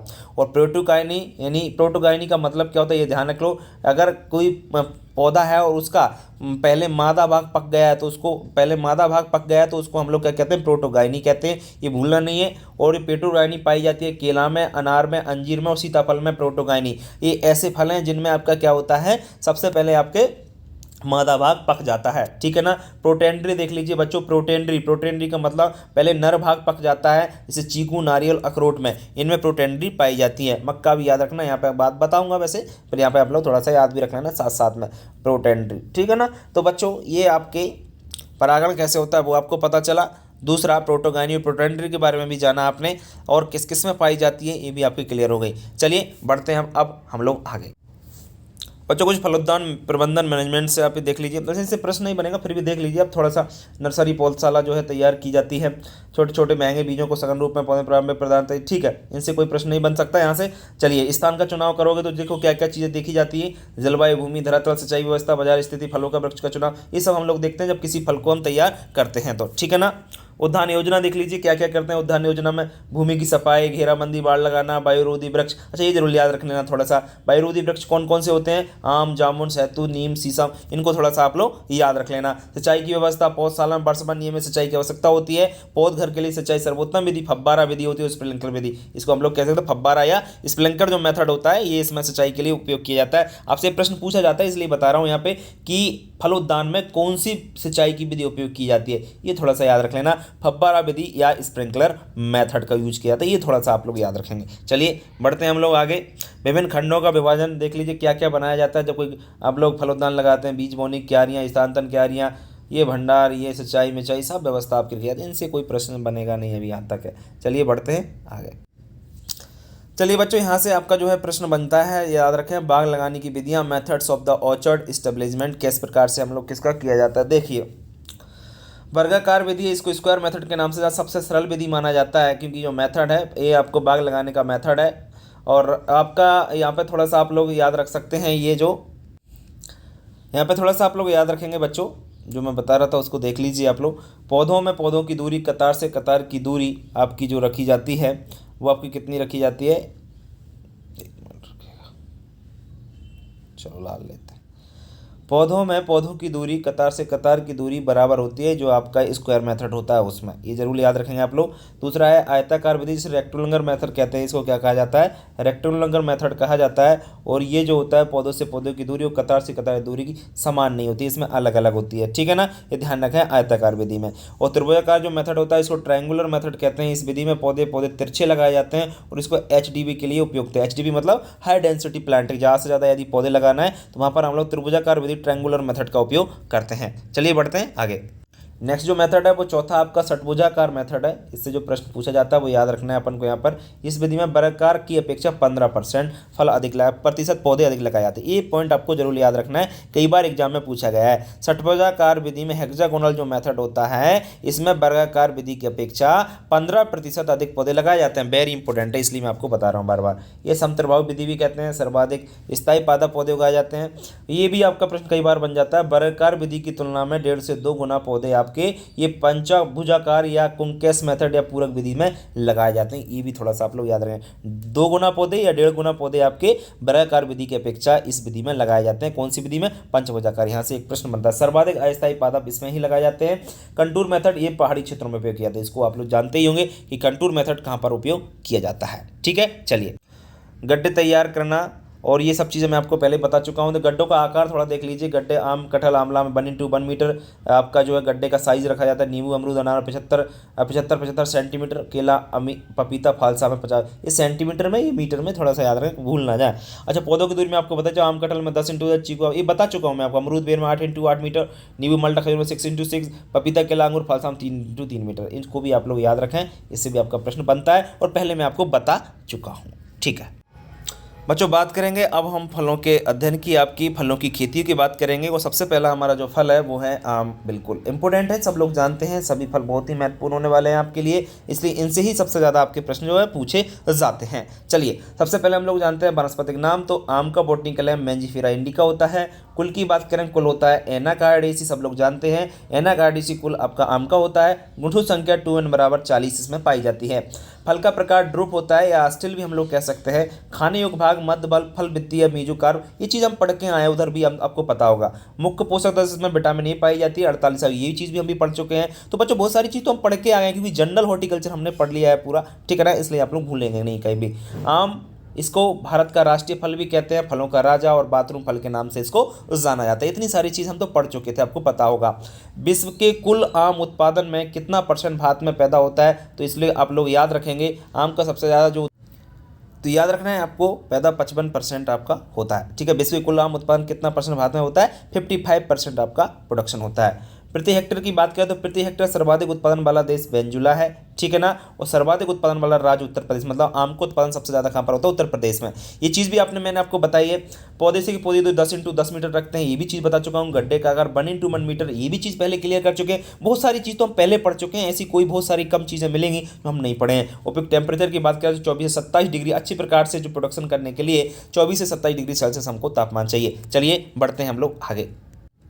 इसके बाद हम बात करते हैं जलवायु को। बच्चों, जलवायु, इसके लिए उपोष्ण जलवायु चाहिए। ठीक है, वैरायटियों की बात करें तो मल्लिका निरंतर फलन वाली एक वैरायटी है। सर्वाधिक इसमें विटामिन ए पाया जाता है, याद रखना है आपको। आम्रपाली की बात करें तो आम्रपाली सघन रोपण वाली है, छोटी वैरायटी होती है, और IERDAI Indian agriculture research institute इसके द्वारा इसको विकसित किया गया है। बहुत ही बौनी वैरायटी होती है। लाल सिंदूरी की बात करें तो लाल रंग वाली किस्म होती है, इसको भी IARI द्वारा विकसित किया गया है। निरंजन और मधुलिका ये अलग अलग वैरायटी हैं। MOCH2 ये बेमौसम फल देने वाली, जब मौसम भी नहीं होता तब ये फल आपकी देती है। निरंजन और मधुलिका दोनों वैरायटी हैं। हरका नीलकरण एक ऐसी वैरायटी है जो निरंतर फल वाली है, मतलब क्योंकि आम में क्या पाया जाता है? एकांतर फल पाया जाता है, मतलब एक साल फल आते हैं, दूसरे साल फल नहीं आते हैं। लेकिन कुछ ऐसी वैरायटी हैं जो निरंतर फल देती हैं, उनमें अल्टरनेट बेयरिंग नहीं पाई जाती है, थोड़ा सा याद रखेंगे। राष्ट्रीय आम अनुसंधान संस्थान कहाँ पर है? लखनऊ उत्तर प्रदेश में। किसी को नहीं पता होगा, याद रखें, राष्ट्रीय आम अनुसंधान संस्थान लखनऊ उत्तर प्रदेश में स्थित है। सिंधु, सिंधु बहुत इंपॉर्टेंट वैरायटी है जो एग्जाम में 101% पूछी जाती है। 101 में हजारों बार पूछी गई है, कह सकते हैं। बीज रहित किस्म है, इसमें बीज नहीं पाया जाता। ये रत्ना और अल्फांसो के क्रॉस से निकाली गई है। कहाँ से निकाली गई है? कृषि विद्यापीठ आपका डपोली महाराष्ट्र द्वारा इसको विकसित किया गया है। दशहरी की बात करें, दशहरी उत्तरी भारत के लिए उपयुक्त किस्म है। रोपण इंटू इसको 3 इंटू 3 मीटर रखा जाता है। बच्चों, चौसा की बात करें, चौसा सबसे मीठी किस्म है। सबसे मीठी किस्म आम की कौन सी है? चौसा, और इसको सबसे पछेती किस्म भी माना जाता है। ठीक है ना, और बाकी बात करें नीलम की, नीलम अधिक पकने वाली किस्म है और पछेती किस्म भी है। काली पाड़ी ये बोनी किस्म है आम की। ठीक है ना, सबसे ज़्यादा जो इंपॉर्टेंट क्वेश्चन है वो जरूर आप लोग याद रखेंगे। देखो, सबसे ज़्यादा चौसा का पूछा जाता है, सिंधु का पूछा ही गया है आपका, आम्रपाली से रिलेटेड प्रश्न आपका पूछा ही जाता है। ये सिंपल प्रश्न है। रंजन मधुल का, इनसे प्रश्न आपके सबसे ज़्यादा एग्जाम में बनते हैं, इनको आप लोग जरूर याद रखिएगा। चलिए अब बढ़ते हैं हम लोग आगे। बच्चों, आगे है आपका नेक्स्ट, देख लीजिए आप लोग, नीलम अधिक पकने वाली के बाद आता है काली पाड़ी, ये बौनी किस्म हो गया था। तोतापुरी की बात करें, तोतापुरी बौनी सुगंधित किस्म है। प्रवर्धन की विधि विनियर ग्राफ्टिंग में आपको बता चुका हूँ। आम में जो प्रवर्धन किया जाता है विनियर ग्राफ्टिंग, परागण करते ही मैं आपको बता चुका हूँ, घरेलू मक्खी द्वारा आम में परागण होता है। आम का परिपक्वता सूचकांक स्पेसिफिक ग्रेविटी 1.01 से 1.02 होता है, ये भी थोड़ा सा याद रख सकते हो। फूल से फल पकने तक समय लगता है 90 से 120 दिन लग जाते हैं। मुख्य कीट इसका हॉपर्स होता है। क्या होता है? मैंगो हॉपर सबसे ज्यादा इसमें नुकसान पहुंचाता है। दूसरा मिलीबग भी इसको सबसे ज्यादा नुकसान।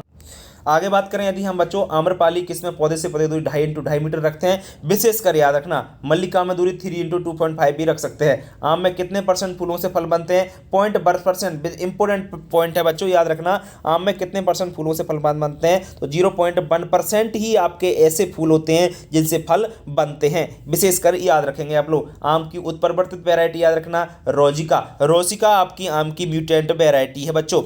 चलिए, किसके क्रॉस से कौन सी वैरायटी निकाली गई है? आम्रपाली आप दशहरी इंटू नीलम से निकाली गई है। मल्लिका नीलम इंटू दशहरी से निकाली गई है। रत्ना नीलम इंटू अल्फांसो से, और सिंधु आपकी रत्ना इंटू अल्फांसो से। ये जरूर याद रखेंगे। ये 4 आपके पॉइंट ऐसे बता रहा हूँ जिनमें से एक प्रश्न आपको एग्जाम में मिल सकता है। बाकी तो आपकी बहुत सारी ऐसी वैरायटी है, शंकर, अर्का, पुनीत, बैगनपल्ली, इनसे नहीं बनता है, इनसे नहीं बनता है। फोकट में दिमाग खराब इनमें नहीं करना है। आगे बढ़ते हैं बच्चों आम के। और आपका आम में आंतरिक नेक्रोसिस जो रोग होता है, इसमें अंदर के ऊतक मर जाते हैं, ये बोरोन की कमी से होता है। किसी कमी से होता है? बोरोन की कमी से बच्चों। आम की बहुव्रीणीय किस्म मैं आपको बता ही चुका हूँ, चंद्रकरण है, गोवा, बेल्लारी, ओलूर, मुलगुआ, ये सभी आपकी बहुभ्रूण किस्म है। कैसी हैं? आपकी बहुभ्रूणीय किस्म है, ठीक है ना। पॉलीएम्ब्रोनी वैरायटी इनको बोला जाता है। एकांतरण फलन पाया जाता है, आम में पाया जाता है। एकांतरण फल का मतलब होता है एक साल फलाना, दूसरे साल फल ना आना, या बिल्कुल कम फलाना, उसको हम लोग अल्टरनेट बेयरिंग या एकांतर फल कहते हैं।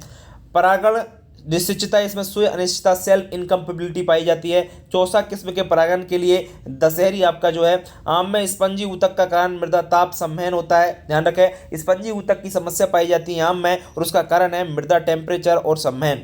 आम में होता है पर परागण, याद रखें, आम में क्या होता है? पर परागण होता है। बम्बई ग्रीन एक वैरायटी है जिसमें आम की गुच्छा रोग बंच टाइप आपका होता है, जो कि उच्च सहनशील किस्म होती है। बंच टाइप जो इसमें बम्बई ग्रीन में बहुत कम लगता है, ये आपको याद रखना है, मतलब उसके प्रति ये रोगरोधी क्षमता रखती है बम्बई ग्रीन। आम की सिंधु किस्म में बहुभ्रूणता पाई जाती है। स्टेनोस्पर्मोकार्पिक किस्म पाई जाती है। सिंधु आपकी जो वैरायटी है किसकी है? आम की है। आम का काला सिरा जो रोग है बच्चों, ये आपका सल्फाइड एस्टिलीन कार्बन डाइऑक्साइड गैस के कारण लगता है, CO गैस के, याद रखें, एसिड सल्फर डाइऑक्साइड कह सकते हैं। सल्फर डाइऑक्साइड जो गैस है उसके कारण लगता है। और एक चीज़ मैं आपको क्लियर कर देता हूँ, जैसे ईंट का भट्टा पास में आता है तो उससे जो गैस होती है वो निकलती है ना, उसके कारण ये काला सिरा रोग या ब्लैक टिप इसको बोलते हैं, ब्लैक टिप रोग आपका हो जाता है। आगे यदि हम लोग बात करें बच्चों, नेक्स्ट है आपकी आम की पत्तियों का झुलसा रोग। एक क्लोराइड आयन की अधिकता के कारण होता है। आम के फलों को पकाने के लिए रसायन है एथिलीन, जो कि आपका हार्मोन का भी काम करता है। आम की अगेती वैरायटी याद रखना, अल्फांसो, केसर बम्बई, हरा पीला, गुलाब खासी अगेती वैरायटी है। 85 किस्म याद रखोगे तो चौसा, नीलम, बोनिया, रामकेला, कंचन, बहुत सारी हैं। आम की मध्यम किस्म दशहरी, लंगड़ा, कृष्णभोग, फजली, ये आपकी जो है मध्यम किस्म है बच्चों। काट छाट की बात करें तो आम में जो काट छाट की जाती है वो अक्टूबर से दिसंबर के महीने में की जाती है। और आम के निर्यात के लिए सबसे अच्छी किस्म है वो है आपकी अल्फांसो, ये जरूर आप लोग याद रखेंगे। अब बढ़ते हैं हम लोग आगे बच्चों। आम के चूर्णिल आस्था रोग का नियंत्रण हम लोग कैराथियान 0.1% का छिड़काव करके कर सकते हैं। आम का जो श्याम वर्ण रोग होता है, ये कोलेडोट्राइकम ग्लाइडोस्पोरिडस के कारण होता है। आम की माल फॉर्मेशन रोग का प्रभाव सबसे ज्यादा कहाँ होता है? उत्तरी भारत में। विशेष याद रखें, माल फॉर्मेशन जो होता है ना, सबसे ज्यादा प्रभाव कहाँ पर होता है? उत्तरी भारत में होता है। कौन से कीट में आक्रमण के कारण आम के निर्यात में समस्या आती है? तो फ्रूट फ्लाई जो गुठली में ये नुकसान पहुंचाता है, इसलिए याद रखें आप लोग, फ्रूट फ्लाई के कारण जो है सबसे ज़्यादा प्रॉब्लम आती है अगर हम इसको एक्सपोर्ट करते हैं कहीं पे तो।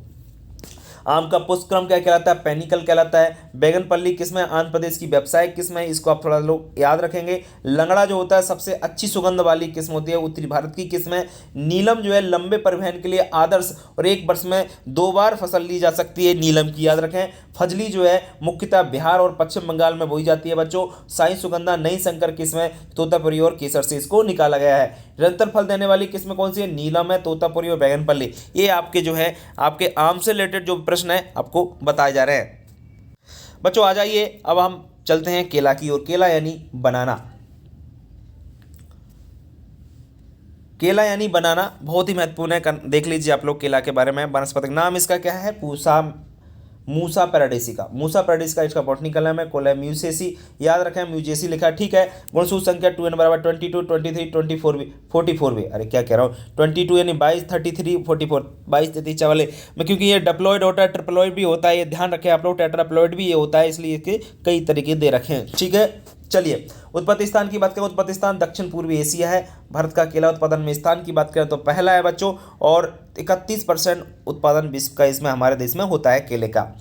प्रवर्धन के लिए हम लोग स्वाट शक्कर का प्रयोग करते हैं। शक्कर का वजन लगभग 750 ग्राम होता है बच्चों, कोई दिक्कत नहीं है। स्वाट शक्कर का प्रयोग प्रवर्धन के लिए शक्कर का वजन 750 ग्राम, याद रखना है। केले में कार्बोहाइड्रेट 36.4% पाई जाती है, सबसे ज़्यादा किसमें पाई जाती है आपको मैं पहले ही बता चुका हूँ, कोई दिक्कत वाली बात आपको नहीं होना चाहिए। पके हुए केले में शर्करा पाई जाती है 26% आपका पाई जाती है। देखो पका हुआ जो केला होता है उसमें 26% शुगर पाई जाती है, इसलिए हमको केला जो है अच्छा मीठा लगता है, अच्छा पका हुआ केला जो होता है। पौधे से पौधे की दूरी 3 × 3 मीटर स्क्वायर रखी जाती है।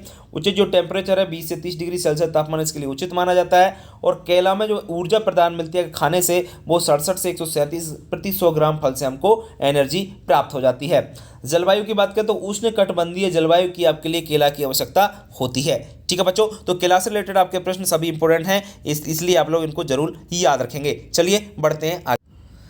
बच्चों भारत में सर्वाधिक जो केला होता है मैं आपको पहले ही बता चुका हूँ, केला सबसे ज्यादा तमिलनाडु में होता है। प्रोडक्टिविटी भी आपकी तमिलनाडु के विशेष याद रखना आप लोग, तमिलनाडु वाला प्रश्न कई बार पूछा जा चुका है, इसलिए आप लोग भूलना नहीं है इसको।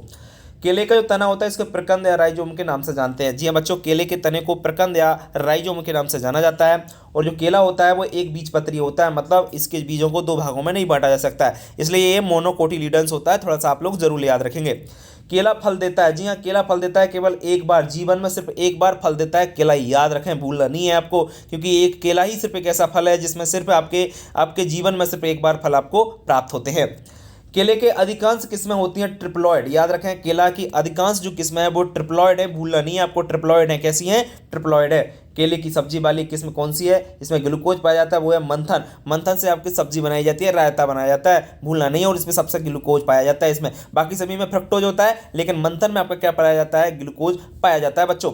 केले का रोपण करते समय सकर्स की ऊंचाई कितनी होनी चाहिए? 90 सेंटीमीटर। बहुत अच्छा रिवीजन है बच्चों, लास्ट तक देखिएगा वीडियो को, लास्ट तक आप लोग जो है काफ़ी प्रश्नों को हल कर पाएंगे एग्जाम में यदि आपने पूरा देख लिया तो। हॉर्टिकल्चर आगे हम क्रॉप प्रोडक्शन को भी लेंगे, आप बिल्कुल चिंता ना करें बच्चों। चलिए, केले में वानस्पतिक होता है, अनिश्चित जनता पाई जाती है, थोड़ा सा आप याद रखेंगे।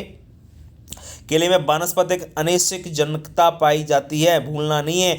फल प्रकार आपका अब क्या होता है ये मत पूछना यहाँ पे, क्योंकि इतना समय नहीं है मुझे बताने का कि आपको ये भी बता सकूँ मैं कि अनिश्चित जनकता होती क्या है, इनकैपेबिलिटी क्या होती है, जो भी चीज़ें होती हैं। देखो मैं अगर आपको यहाँ पे बताने लग जाऊँ तो समय बहुत ख़राब हो जाएगा। मैं आपका रिवीजन करा रहा हूँ, आपने अगर यदि पहले से पढ़ रखा है तो कोई समस्या नहीं आ रही होगी, यदि नहीं पढ़ रखा है तो बहुत सारे प्रश्न आपके दिमाग में बैठते जा रहे होंगे। यदि आप जो है वीडियो को देख नहीं पाते तो कम से सुन तो सकते हैं, ईयरफोन लगा के सुनते रहिए, क्या प्रॉब्लम है? कोई प्रॉब्लम आपको नहीं आने वाला, वो सारे प्रश्न आपके क्लियर हो जाएंगे। फल का प्रकार की बात कर सकते हैं तो फल का जो प्रकार है वो बेरी होता है बच्चों। फल का प्रकार क्या है? बेरी, ठीक है। खाने योग्य भाग कौन सा आता है? मध्य तथा अंत फलवृत्ति दोनों आपका प्रयोग खाने के रूप में की जाती है ज़्यादातर आपके केले में। बच्चों नेक्स्ट है, केले में पुष्प आते हैं 9 से 12 माह में। कब आते हैं? 9 से 12 माह में केले में फूल आ जाते हैं।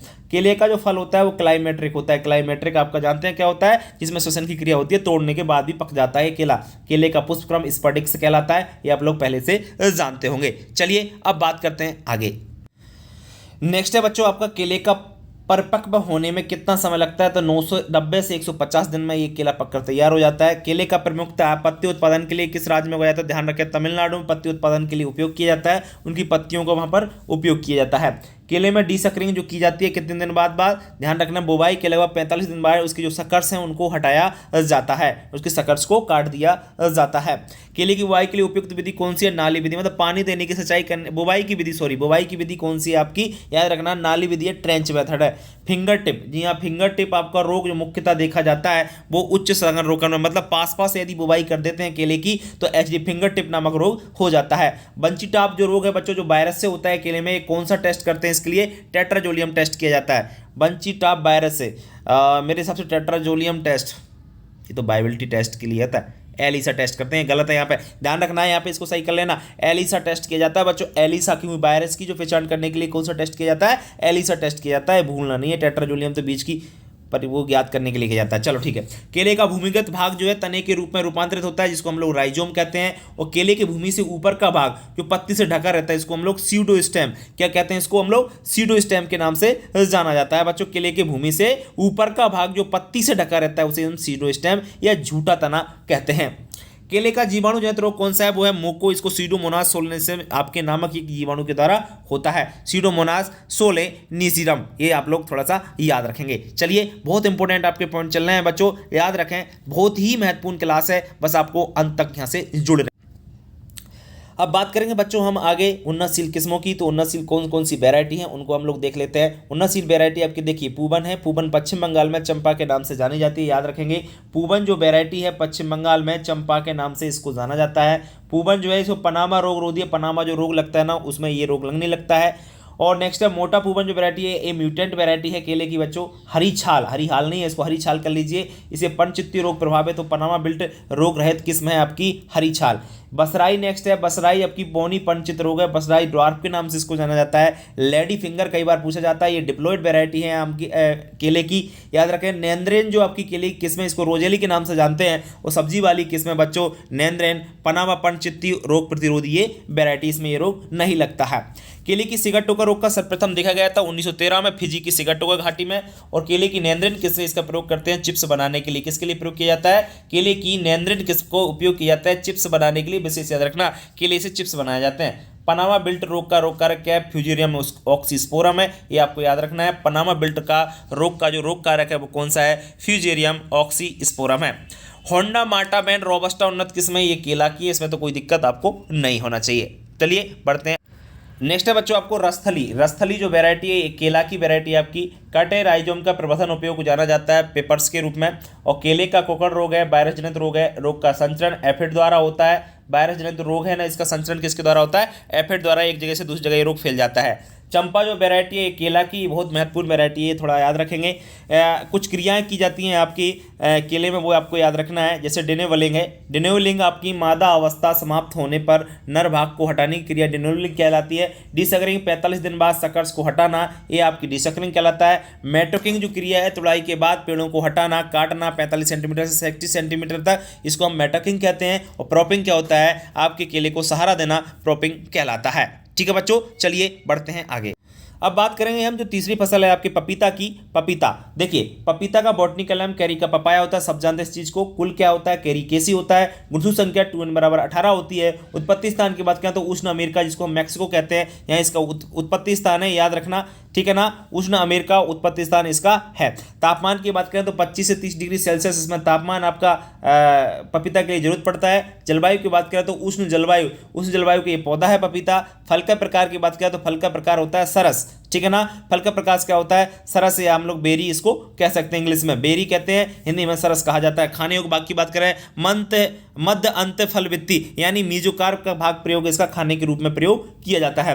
प्रवर्धन की बात करें तो बीज द्वारा, बहुत इंपॉर्टेंट प्रश्न है बच्चों, क्योंकि बीज द्वारा ही पपीता का प्रोपेगेशन होता है। किसी दूसरे पार्ट से हम उसका प्रोपेगेशन या प्रवर्धन नहीं कर सकते हैं, इसलिए आप लोग इसको जरूर याद रखिएगा। रोपण की दूरी लगभग 3 × 3 मीटर रखी जाती है पपीता में जनरली। चलिए बढ़ते हैं आगे, बात करते हैं बच्चों। नेक्स्ट है पपीता का पीला रंग, सब लोग जानते हैं कैरिका जैंथन वर्णक के कारण होता है। नर मादा का जो अनुपात होता है वो 1:10 होता है। बीज दर की यदि बात करें तो 200 ग्राम प्रति हेक्टेयर आपको बीज दर इसकी यूज की जाती है। और परीक्षण भार होता है 1 ग्राम बीजों का वजन 20 ग्राम, और 50 ग्राम का आपका 1000 बीजों का वजन 50 ग्राम होता है।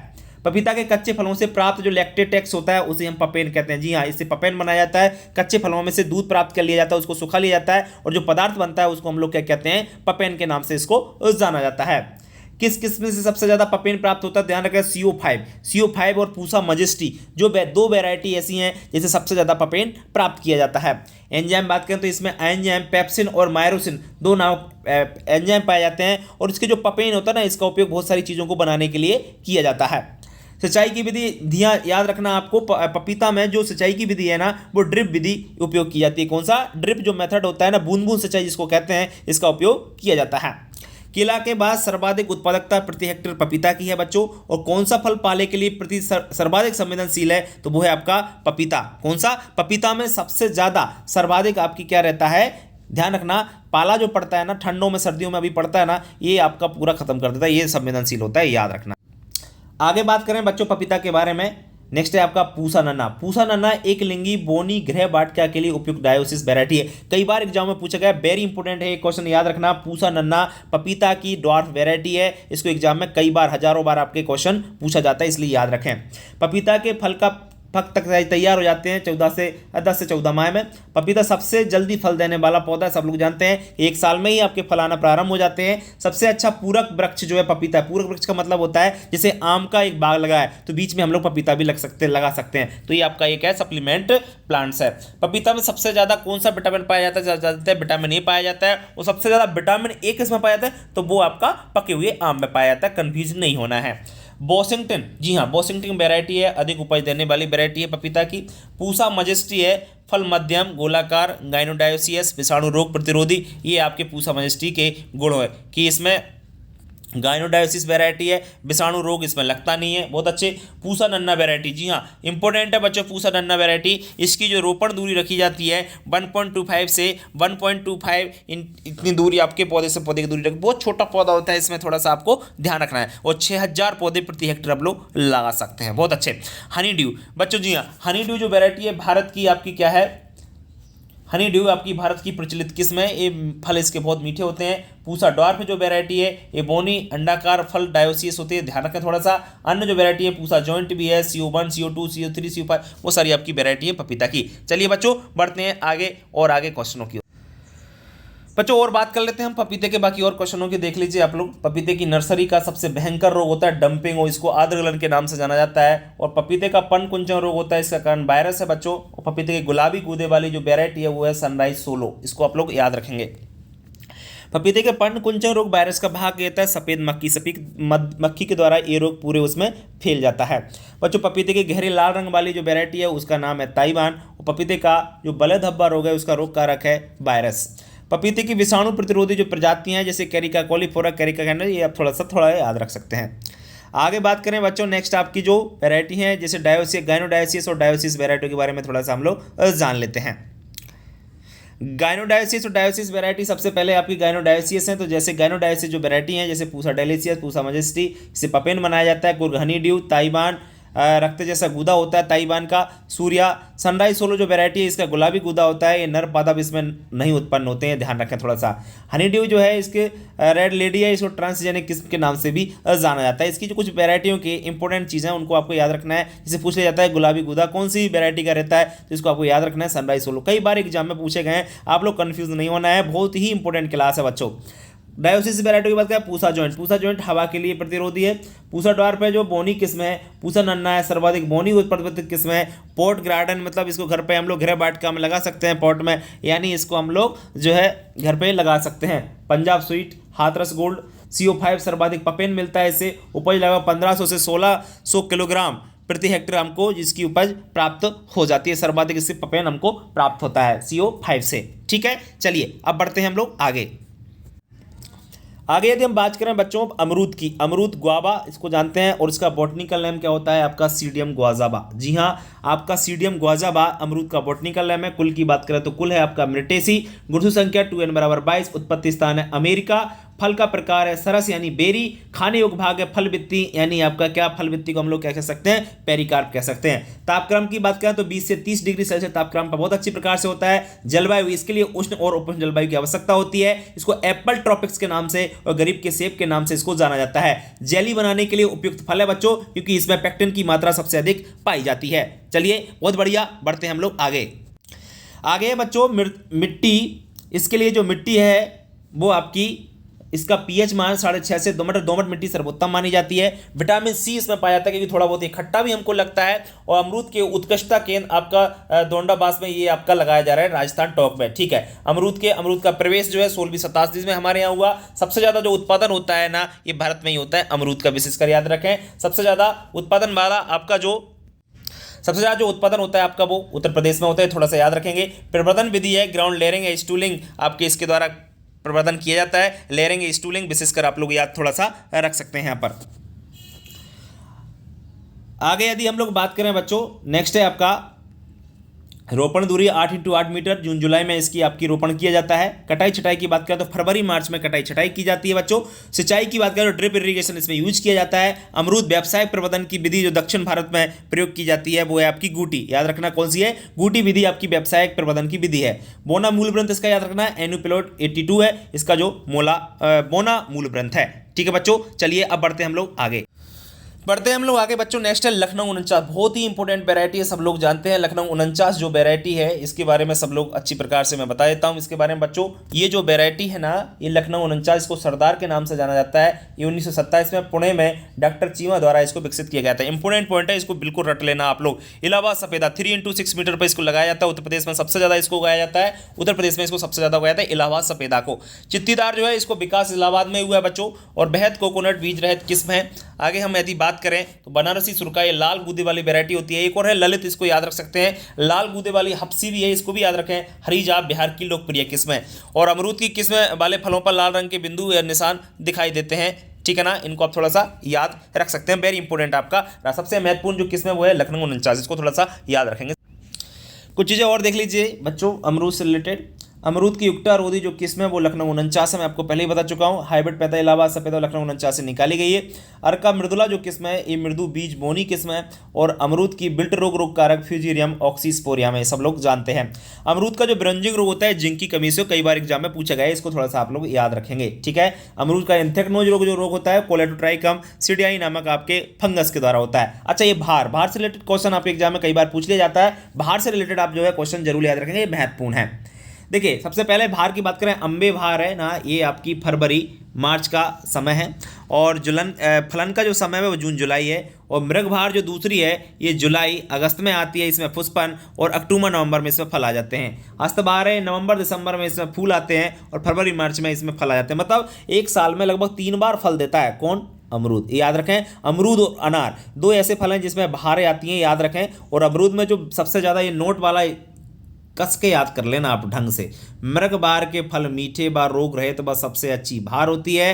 अम्बे भार में फल मक्खी का प्रकोप अधिक होता है, ये ध्यान रखें आप लोग। मृग भार को ज़्यादातर लिया जाता है, मृग भार सबसे ज़्यादा इंपॉर्टेंट है, याद रखें। इसका पुष्पन का भी समय और फलन का समय, आप दोनों चीज़ें याद रखेंगे। चलिए आ जाइए अपने अंगूर पर बच्चों।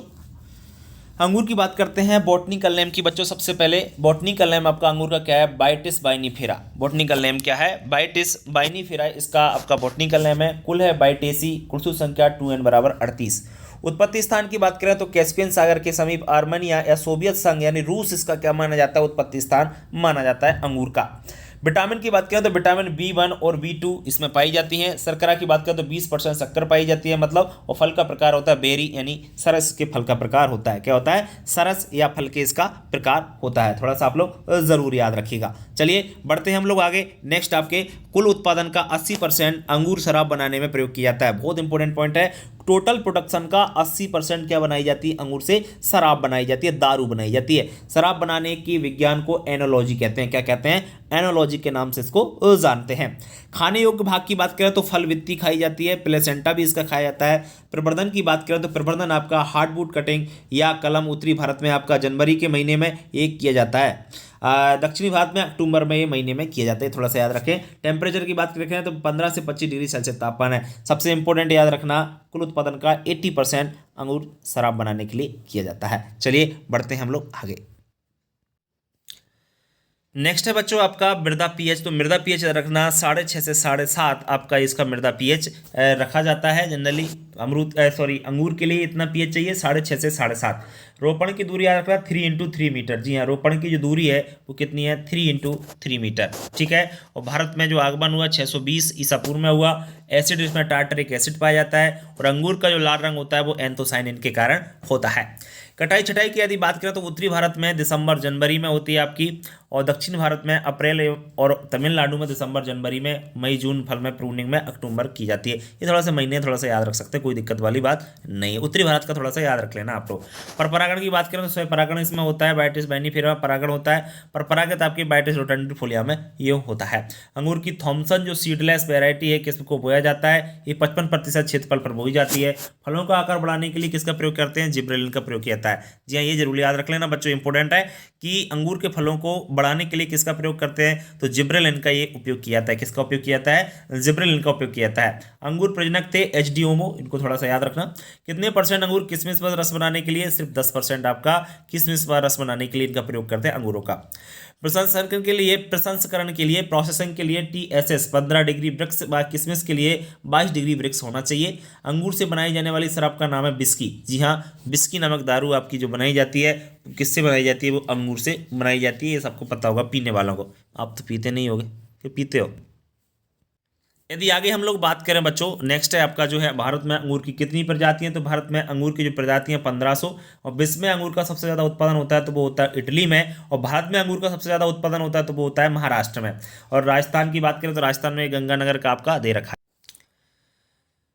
आगे बात करते हैं बच्चों अंगूर की ट्रेनिंग की जो विधियां हैं। ट्रेनिंग की विधियां आपकी पूछी जाती हैं एग्जाम में, थोड़ा सा याद रखेंगे। शीर्ष प्रणाली विधि है, कम ओजस्वी जातियों के लिए है। थोड़ा सा इसका कलर बदल लेते हैं अपन।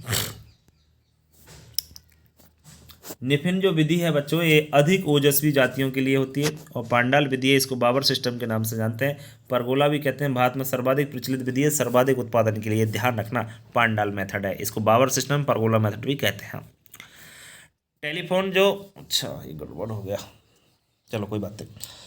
टेलीफोन जो विधि है मध्यम ओजस्वी जातियों के लिए है, मध्यम ओजस्वी जातियों के लिए, थोड़ा सा आप लोग याद रखेंगे इसको। और टेलीफोन जो विधि है एक और महाराष्ट्र में अधिक प्रचलित मानी जाती है, इसको थोड़ा सा याद रख लेना। शराब बनाने के लिए उपयुक्त जो वैरायटी हैं, अर्का तृष्णा, ब्यूटी सेटलेस और सोमा, ब्लैक चंपाइन से अच्छी शराब बनाई जाती है। सफ़ेद शराब बनाने के लिए किसमें, अर्का हंस, अर्का नारंग, नालरंग, ये अर्का नीलमणि, इसको थोड़ा सा आप लोग याद रखें।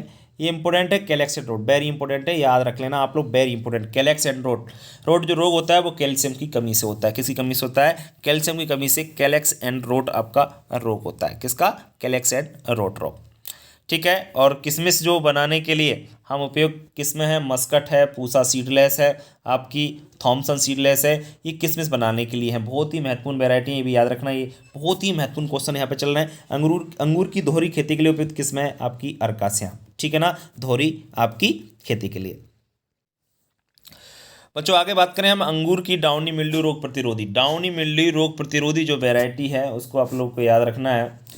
रोग कारक है प्लाज्मोरा विटिकोला बोर्ड मिक्सचर के द्वारा। डिब्बा बंदी के लिए अंगूर की जो उपयुक्त किस्म है वो है थॉमसन सीडलेस, डिलाइट या परलेट हेमरोड, ठीक है ना। विशेष याद रखना अंगूर की देर से पकने वाली किस्म है अर्का कंचन, अनाबेसाई या ब्लैक चंपा। हैन और चिकन रोग बहुत इंपॉर्टेंट है, ये बोरोन की कमी से होता है आपका। देखो बहुत इंपॉर्टेंट प्रश्न मैं आपको बता रहा हूँ, हैन और चिकन रोग जो है ना कई बार एग्जाम में पूछा गया है, इसलिए आप लोग याद रखें ये बोरोन की कमी से आपका होता है, ठीक है। अनाबेसाई जो किस्म है ये मुख्य रूप से आंध्र प्रदेश में उगाई जाती है। और उत्तर भारत में अंगूर के फूलाने का समय मार्च अप्रैल है। अंगूर में परागण की क्रिया किसके द्वारा होती है, वायु व कीटों के द्वारा होती है। अंगूर होता है नॉन क्लाइमेट्रिक फ्रूट। जी हाँ, अंगूर होता है नॉन क्लाइमेट्रिक फ्रूट, तोड़ने के बाद ही पकता नहीं है, याद रखना। अंगूर में कौन सा परागण होता है, तो स्वयं परागण होता है। अंगूर की खेती को क्या कहते हैं, तो विटिकल्चर कहते हैं, पहले बताया था मैंने। अंगूर में मस्कट फ्लेवर मिथाइल एथ्रिनेट आपकी वेरायटी है, ठीक है। चलिए अनार से जो कुछ संबंधित है प्रश्न है, अनार से संबंधित देख लीजिए आप लोग। वनस्पतिक नाम क्या होता है अनार का, पुनिका ग्रेनेटम। कुल है पुनिकेसी, गुणसूत्र संख्या 2 नंबर 18। उत्पत्ति स्थान है ईरान। जलवायु है उपोष्ण, फल का प्रकार है ब्लास्टा। खाने योग्य भाग है गूदेदार बीज चोल। भारत में प्रवेश हुआ 17वीं शताब्दी में आया था और प्रवर्धन किया था कलम द्वारा यानी हार्डवुड कटिंग द्वारा। रोपण की दूरी रखी जाती है 6x6 मीटर और फूल से फल पकने में समय लगता है 5 से 6 महीने। कुछ चीज़ें आपको ये याद रखनी है बच्चों। आगे बात करें फूल से पकने के बाद पुष्पक्रम इसका जो होता है ना, पुष्पक्रम आपका हाइपरनिडियम प्रकार का होता है। खाली मृदा में उगाया था जिसका पीएच मान 6.5 से 7.5 के मध्य हो। और दारू जंगली प्रकार की ये प्रजाति है, दारू याद रखना। दारू एक वेरायटी है, अनार की है और जंगली प्रकार की प्रजाति है। और इसको आपका जो है ना सबसे अधिक उत्पादन वाला जो राज्य है वो है महाराष्ट्र, सब लोग जानते हैं। और अनार व्यावसायिक रूप से आपका जो होता है ना वो आपका कहाँ पर लगाया जाता है, महाराष्ट्र में लगाया जाता है। ध्यान रखें अनार व्यावसायिक रूप से किस राज्य में लगाया जाता है, ये महाराष्ट्र राज्य में आपका लगाया जाता है। कलम लगाने से पहले जड़ों को किससे उपचारित करते हैं, इंडोल ब्यूटारिक एसिड से 30 ppm के घोल में, ध्यान रखें। और पौधे की जो रोपाई है वो जुलाई से अगस्त में की जाती है। किस मौसम में अनार की सबसे ज़्यादा मांग रहती है, तो गर्मियों में। और अनार में फलों फटने के कारण है बोरोन की कमी, विशेषकर आप लोग याद रखेंगे। अनार दाना किससे तैयार किया जाता है, वो अनार से ही किया जाता है। अनार के फल में कुल TSS कितना रहता है, वो 15 से आपका कितने % रहता है, देख सकते। आंवला के बारे में भी थोड़ा हम पढ़ लेते हैं। आंवला का वनस्पतिक नाम जो होता है वो एमलिका ऑफिसिनलिस होता है बच्चों। एमलिका ऑफिसिनलिस कुल होता है यूफोरबेसी। उत्पत्ति स्थान मध्य एवं दक्षिण भारत है। गुणसूत्र संख्या 2n बराबर 28। फल का प्रकार कैप्सूल है, नॉन क्लाइमेटिक फ्रूट है, ये थोड़ा सा आप लोग याद रखिएगा। खाने योग्य भाग का है, अंत और मध्य फल भित्ति है। सदाई प्रणाली केंद्रीय रूपांतरण लीडर प्रणाली होती है। वो कटाई छटाई का जो समय है वो मार्च अप्रैल है। बुआई का जो 3 साल बाद फलन होता है। और मुख्यतः विटामिन सी पाया जाता है, आपको अच्छी तरह बता दें, एस्कॉर्बिक एसिड जिसका विटामिन सी का रासायनिक नाम है। प्रवर्धन इसका पैंच बडिंग या कलकायन, इसको मई सितंबर से महीने में किया जाता है। आगे यदि बात करें हम लोग, आंवला होता है डेलिशियस गहरी जड़ वाला पौधा होता है, ये थोड़ा सा आपको याद रखना होगा। और निश्चितता सुई अनिश्चितता इसमें पाई जाती है। बड़े आकार के फलों का मुख्यतः प्रयोग किया जाता है परिरक्षण में कैंडी बनाने के लिए। और जलवायु उष्ण एवं लवण सहनशील ये पौधा होता है, सब लोग इसको जानते हैं। और तापक्रम इसको 25 से 25 डिग्री सेल्सियस की आवश्यकता होती है। फूल आने का जो समय है वो 15 मार्च से 15 अप्रैल है बच्चों। नर पुष्प हल्के होते हैं पीले रंग के और मादा पुष्प हरे रंग के होते हैं। आंवला में कौन सा परागण होता है? आंवला में पर परागण होता है, ये थोड़ा सा आपको याद रखना होगा। आंवला की व्यावसायिक प्रवर्धन की विधि है सील्ड कलकायन। और कलकायन के लिए उपयुक्त समय है जून से सितंबर का महीना। रोपण की जो दूरी होती है 10 × 10 मीटर इसकी रखी जाती है बच्चों। आगे यदि हम लोग बात करें बच्चों, आंवला में परागण मधुमक्खी द्वारा होते हैं, मैं आपको बता चुका हूँ। फल पकने का समय नवंबर दिसंबर होता है। आंवला में सुसुप्ता अवस्था कब समाप्त होती है? जुलाई से अगस्त के महीने में। आंवला में सुसुप्ता अवस्था का कारण है ऑक्सिन जो हार्मोन रहता है। आंवला में कौन सा अम्ल पाया जाता है? टेनिन पाया जाता है। आंवलों का प्रयोग होता है जेली बनाने के लिए। त्रिफला और च्यवनप्राश प्रयोग होता है, आंवला से ही बनाया जाता है। और बनारसी अगेती मुरब्बा बनाने के लिए उपयुक्त किस्म बहुत इंपॉर्टेंट है बनारसी। अधिक उपज देने वाली अच्छी भरण क्षमता वाली किस्म आपकी बनारसी। फ्रांसिस हाथी झोल इंपॉर्टेंट वेरायटी है, ध्यान रखें। ये आंतरिक ऊतक क्षय रोग प्रतिरोधी वेरायटी है। चकैया ये लगातार फलन वाली आंतरिक ऊतक क्षय रोग प्रतिरोधी वेरायटी है। वेरायटियों को जरूर याद रखना, बनारसी, फ्रांसिस जिसको हाथी झूल के नाम से जाना जाता है, और चकैया एक एग्जाम में पूछी जाती है बच्चों। आगे बात करते हैं बच्चों हम लोग नींबू की। नींबू की जो फसल है उसका देख लीजिए, कुछ क्वेश्चन आपके बनते हैं। वानस्पतिक नाम क्या है? सिट्रस ऑरेंटिफोलिया, याद रखें। बॉटनिकल नेम जो है आपका सिट्रस ऑरेंटिफोलिया है। कुल है रूटेसी। उत्पत्ति स्थान भारत। जलवायु है समशीतोष्ण। फलों में नींबू की प्रजाति के स्थान तीसरा है, सब लोग जानते हैं। प्रवर्धन बीज द्वारा या टी बडिंग के द्वारा होता है। पौधे से पौधे की दूरी 6 × 6 मीटर रखी जाती है। और फलन रोपण के 3 से 4 वर्ष बाद होता है। फल का प्रकार हेस्पेरिडियम है, ये विशेषकर याद रखेंगे। और नॉन क्लाइमेटिक फल है, मतलब तोड़ने के बाद ये पकता नहीं है। विश्व में सर्वाधिक नींबू वर्गीय फलों का उत्पादन यूएसए में होता है। और नींबू के रस में टीएस 10 से 12 डिग्री वृक्ष होता है बच्चों। आगे हम लोग बात करें खाने योग्य भाग, अंतःफल भित्ति आपकी रसयुक्त बीज अंडासन है, ध्यान रखें। और किसमें आपकी कागजी नींबू, इंदौर सीडलेस, कागजी काला। टिस्टेजा वायरस कैंकर से सर्वाधिक ग्रस्त आपका ये पौधा रहता है, ध्यान रखना आप। विशेषकर चक्रदार बीज रहित। पंत लेमन जो वैरायटी है प्राइमली कैंकर सहनशील है। विक्रम में मौसमी है। जयदेवी चक्रधर कांटे रहित किस्म है। और सरबती कैंकर है, ट्रिस्टेजा सहनशील है, ठीक है ना। ये कुछ वैरायटियों के बारे में जरूर याद रखिएगा। उपज है 1000 से 1200 फल प्रति पौधा आपको मिल जाता है। पंत लेमन फर्स्ट किस्म शुभ अनिश्चित वैरायटी है। यूरेका लखनऊ सीडलेस नींबू की किस्म है। गुणसूत्र संख्या 2n बराबर 18 होती है। मृदा का पीएच 5.5 से 6.5 चाहिए। न्यूयम पुष्प कला किस माह में बनती है? तो जनवरी मार्च में ये बनती हैं। इसके बाद बच्चों है संतरा। संतरा को थोड़ा सा याद रखेंगे। बॉटनिकल नेम है सिट्रस रेटिकुलेटा और कुल है रूटेसी। उत्पत्ति स्थान संतरा का चाइना है। गुणसूत्र संख्या 2n बराबर 18। फल का प्रकार है एस्पेरिडियम। और खाने योग्य भाग है अंतःफल भित्ति या बीजांडासन। प्रवर्धन विधि है, इसमें टी बडिंग किया जाता है। मूल व्रंत रंगपुर लाइम है, इसका विशेषकर याद रखना है, इंपोर्टेंट पॉइंट है बच्चों। इंपोर्टेंट क्वेश्चन है ये, मूल व्रंत रंगपुर लाइम कई बार पूछा गया एग्जाम में, याद रखेंगे आप लोग। पौधे से पौधे की जो दूरी है वो 6 × 6 मीटर है। कटाई छटाई की जाती है वो कब की जाती है? फरवरी मार्च में की जाती है बच्चों। और कुल नींबू वर्गीय फलों का 50% क्षेत्रफल संतरा का ही है।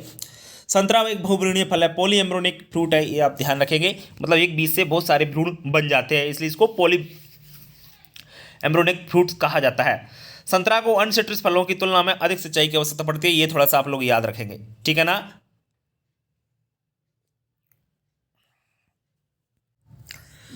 बच्चों आपके जो फलों से संबंधित प्रश्न हैं, कोशिश हमने करी है कि ज़्यादा से ज़्यादा आपको आप तक प्रश्न पहुंचाएं। अब आगे हम जो बात करेंगे वो सब्जी उत्पादन की बात करेंगे। सब्जी रिलेटेड आपके जो प्रश्न हैं वो भी आपके एग्जाम में पूछे जाते हैं। सब्जी रिलेटेड जितने भी क्वेश्चन आपके बनते हैं, कोशिश हमारी रहेगी कि ज़्यादा से ज़्यादा हम प्रश्न आपको बता सकें, ठीक है। हमारा जो टारगेट है 5000+ आपके जो है प्रश्नों का टारगेट है। MCQ के रूप में बहुत सारे प्रश्न आपको जो है समझ में आ रहे होंगे, आप लोगों को रिवीजन आपका पूरा तरीके से हो रहा होगा। चलिए अब बढ़ते हैं हम लोग सब्जी उत्पादन की ओर। सबसे पहले हम सब्जी से कुछ इंपोर्टेंट प्रश्न लेते हैं जो कि बहुत महत्वपूर्ण है, सब्जी से रिलेटेड है। देखिए सबसे पहले अप टू डेट लोकप्रिय किस्म है आलू की। जी हाँ, इसको आयरलैंड से विकसित किया गया था, लाया गया था हमारे देश में। याद रखें, अप टू डेट आपकी आलू की महत्वपूर्ण वैरायटी है।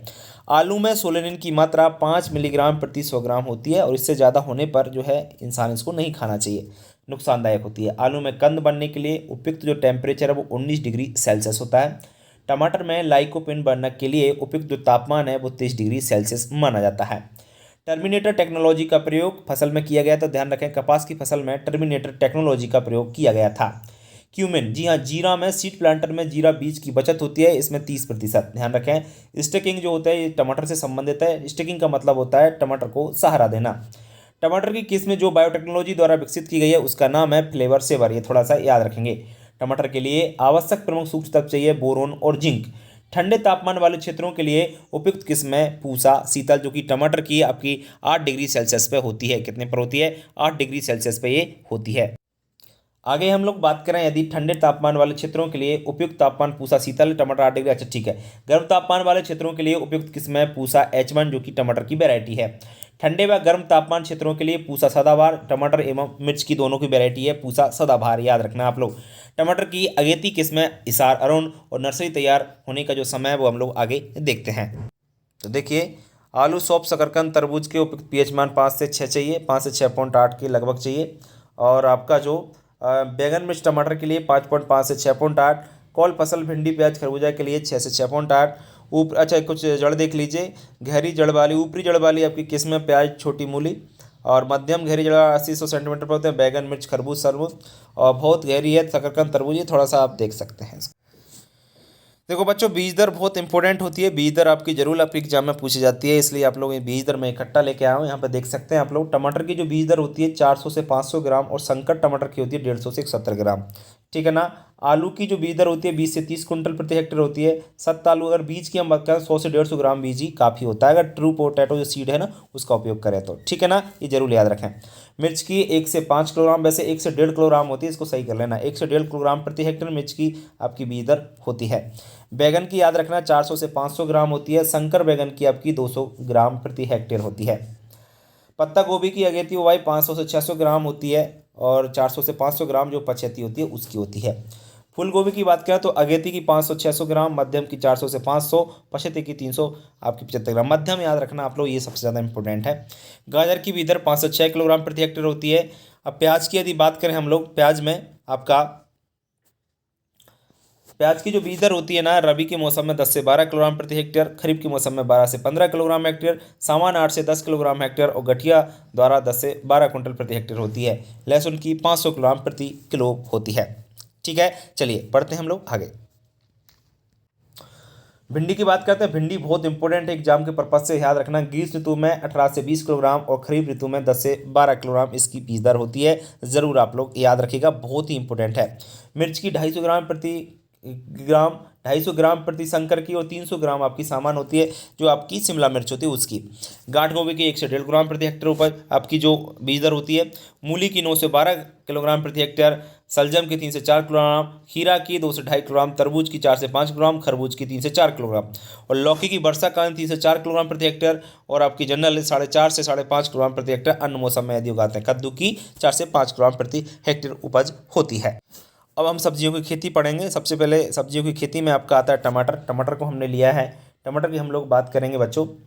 देखिए टमाटर का बॉटनिकल नेम लाइकोपर्सिकम स्कुलेंटम होता है, लाइकोपर्सिकॉन स्कुलेंटम, ठीक है, याद रखना है आपको ये चीज़। आगे यदि हम लोग बात करें अन्य नाम इसका सोलेनम लाइकोपर्सिकॉन भी होता है, तो आप लोग कंफ्यूज बिल्कुल नहीं होंगे। अन्य नाम की बात करें इसको बुल्फ एप्पल भी कहते हैं, विलायती बैगन, इंग्लैंड का प्यार, गरीब का संतरा आदि नामों से टमाटर को जाना जाता है। उत्पत्ति स्थान की इंपॉर्टेंट है, याद रखना, अन्य नाम जो है कई बार एग्जाम में पूछे गए हैं। उत्पत्ति स्थान पेरू है, दक्षिण अमेरिका इसको कहा जाता है। गुणसूत्र संख्या 2 बराबर 24 होती है, और कुल है इसका सोलनेसी। कुल क्या है आपका? सोलनेसी। टमाटर का कुल कौन सा है? सोलनेसी। पृथक्करण दूरी की बात करें तो आधार बीज की जो दूरी होती है वो 50 मीटर होती है, और सर्वा आपका जो प्रमाणित बीज है उसकी 25 मीटर होती है दूरी, ठीक है। आगे बात करें सर्वाधिक उत्पादन की। सर्वाधिक उत्पादन जो करने वाला राज्य है वो कौन सा है आपका, ये ध्यान रखना है आपको, वो उत्तर प्रदेश राज्य है। सर्वाधिक उत्पादन आपका कहाँ पर हो रहा है टमाटर का, याद रखें उत्तर प्रदेश में। और प्रमुख कीट कौन सा है, फल छेदक। जी हाँ, टमाटर का प्रमुख जो कीट है वो कौन सा है आपका, फल छेदक।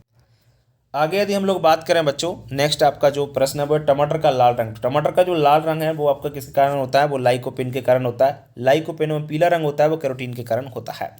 सर्वप्रथम टमाटर की खेती का आरंभ यूरोप में 16वीं शताब्दी में हुआ, जो स्पेन निवासियों यहाँ पर लेकर आए थे। नर्सरी के लिए क्षेत्रफल 125 से 200 वर्ग मीटर प्रति हेक्टेयर हमको चाहिए। नर्सरी तैयार होने का जो समय है, पौध तैयार करने का जो समय है वो 4 से 5 सप्ताह है। 8 से 10 सेंटीमीटर के आकार होने पर हम उसको खेत में रोप दिया जाता है। पीएच की मान 5.5 से 6.8। जड़ों की मृदा की गहराई 120 से 180 सेंटीमीटर। उपयुक्त तापमान की बात करें तो अंकुरण के लिए 20 से 24 डिग्री सेल्सियस तापमान चाहिए और वृद्धि के लिए 20 से 25 डिग्री सेल्सियस तापमान की आवश्यकता होती है।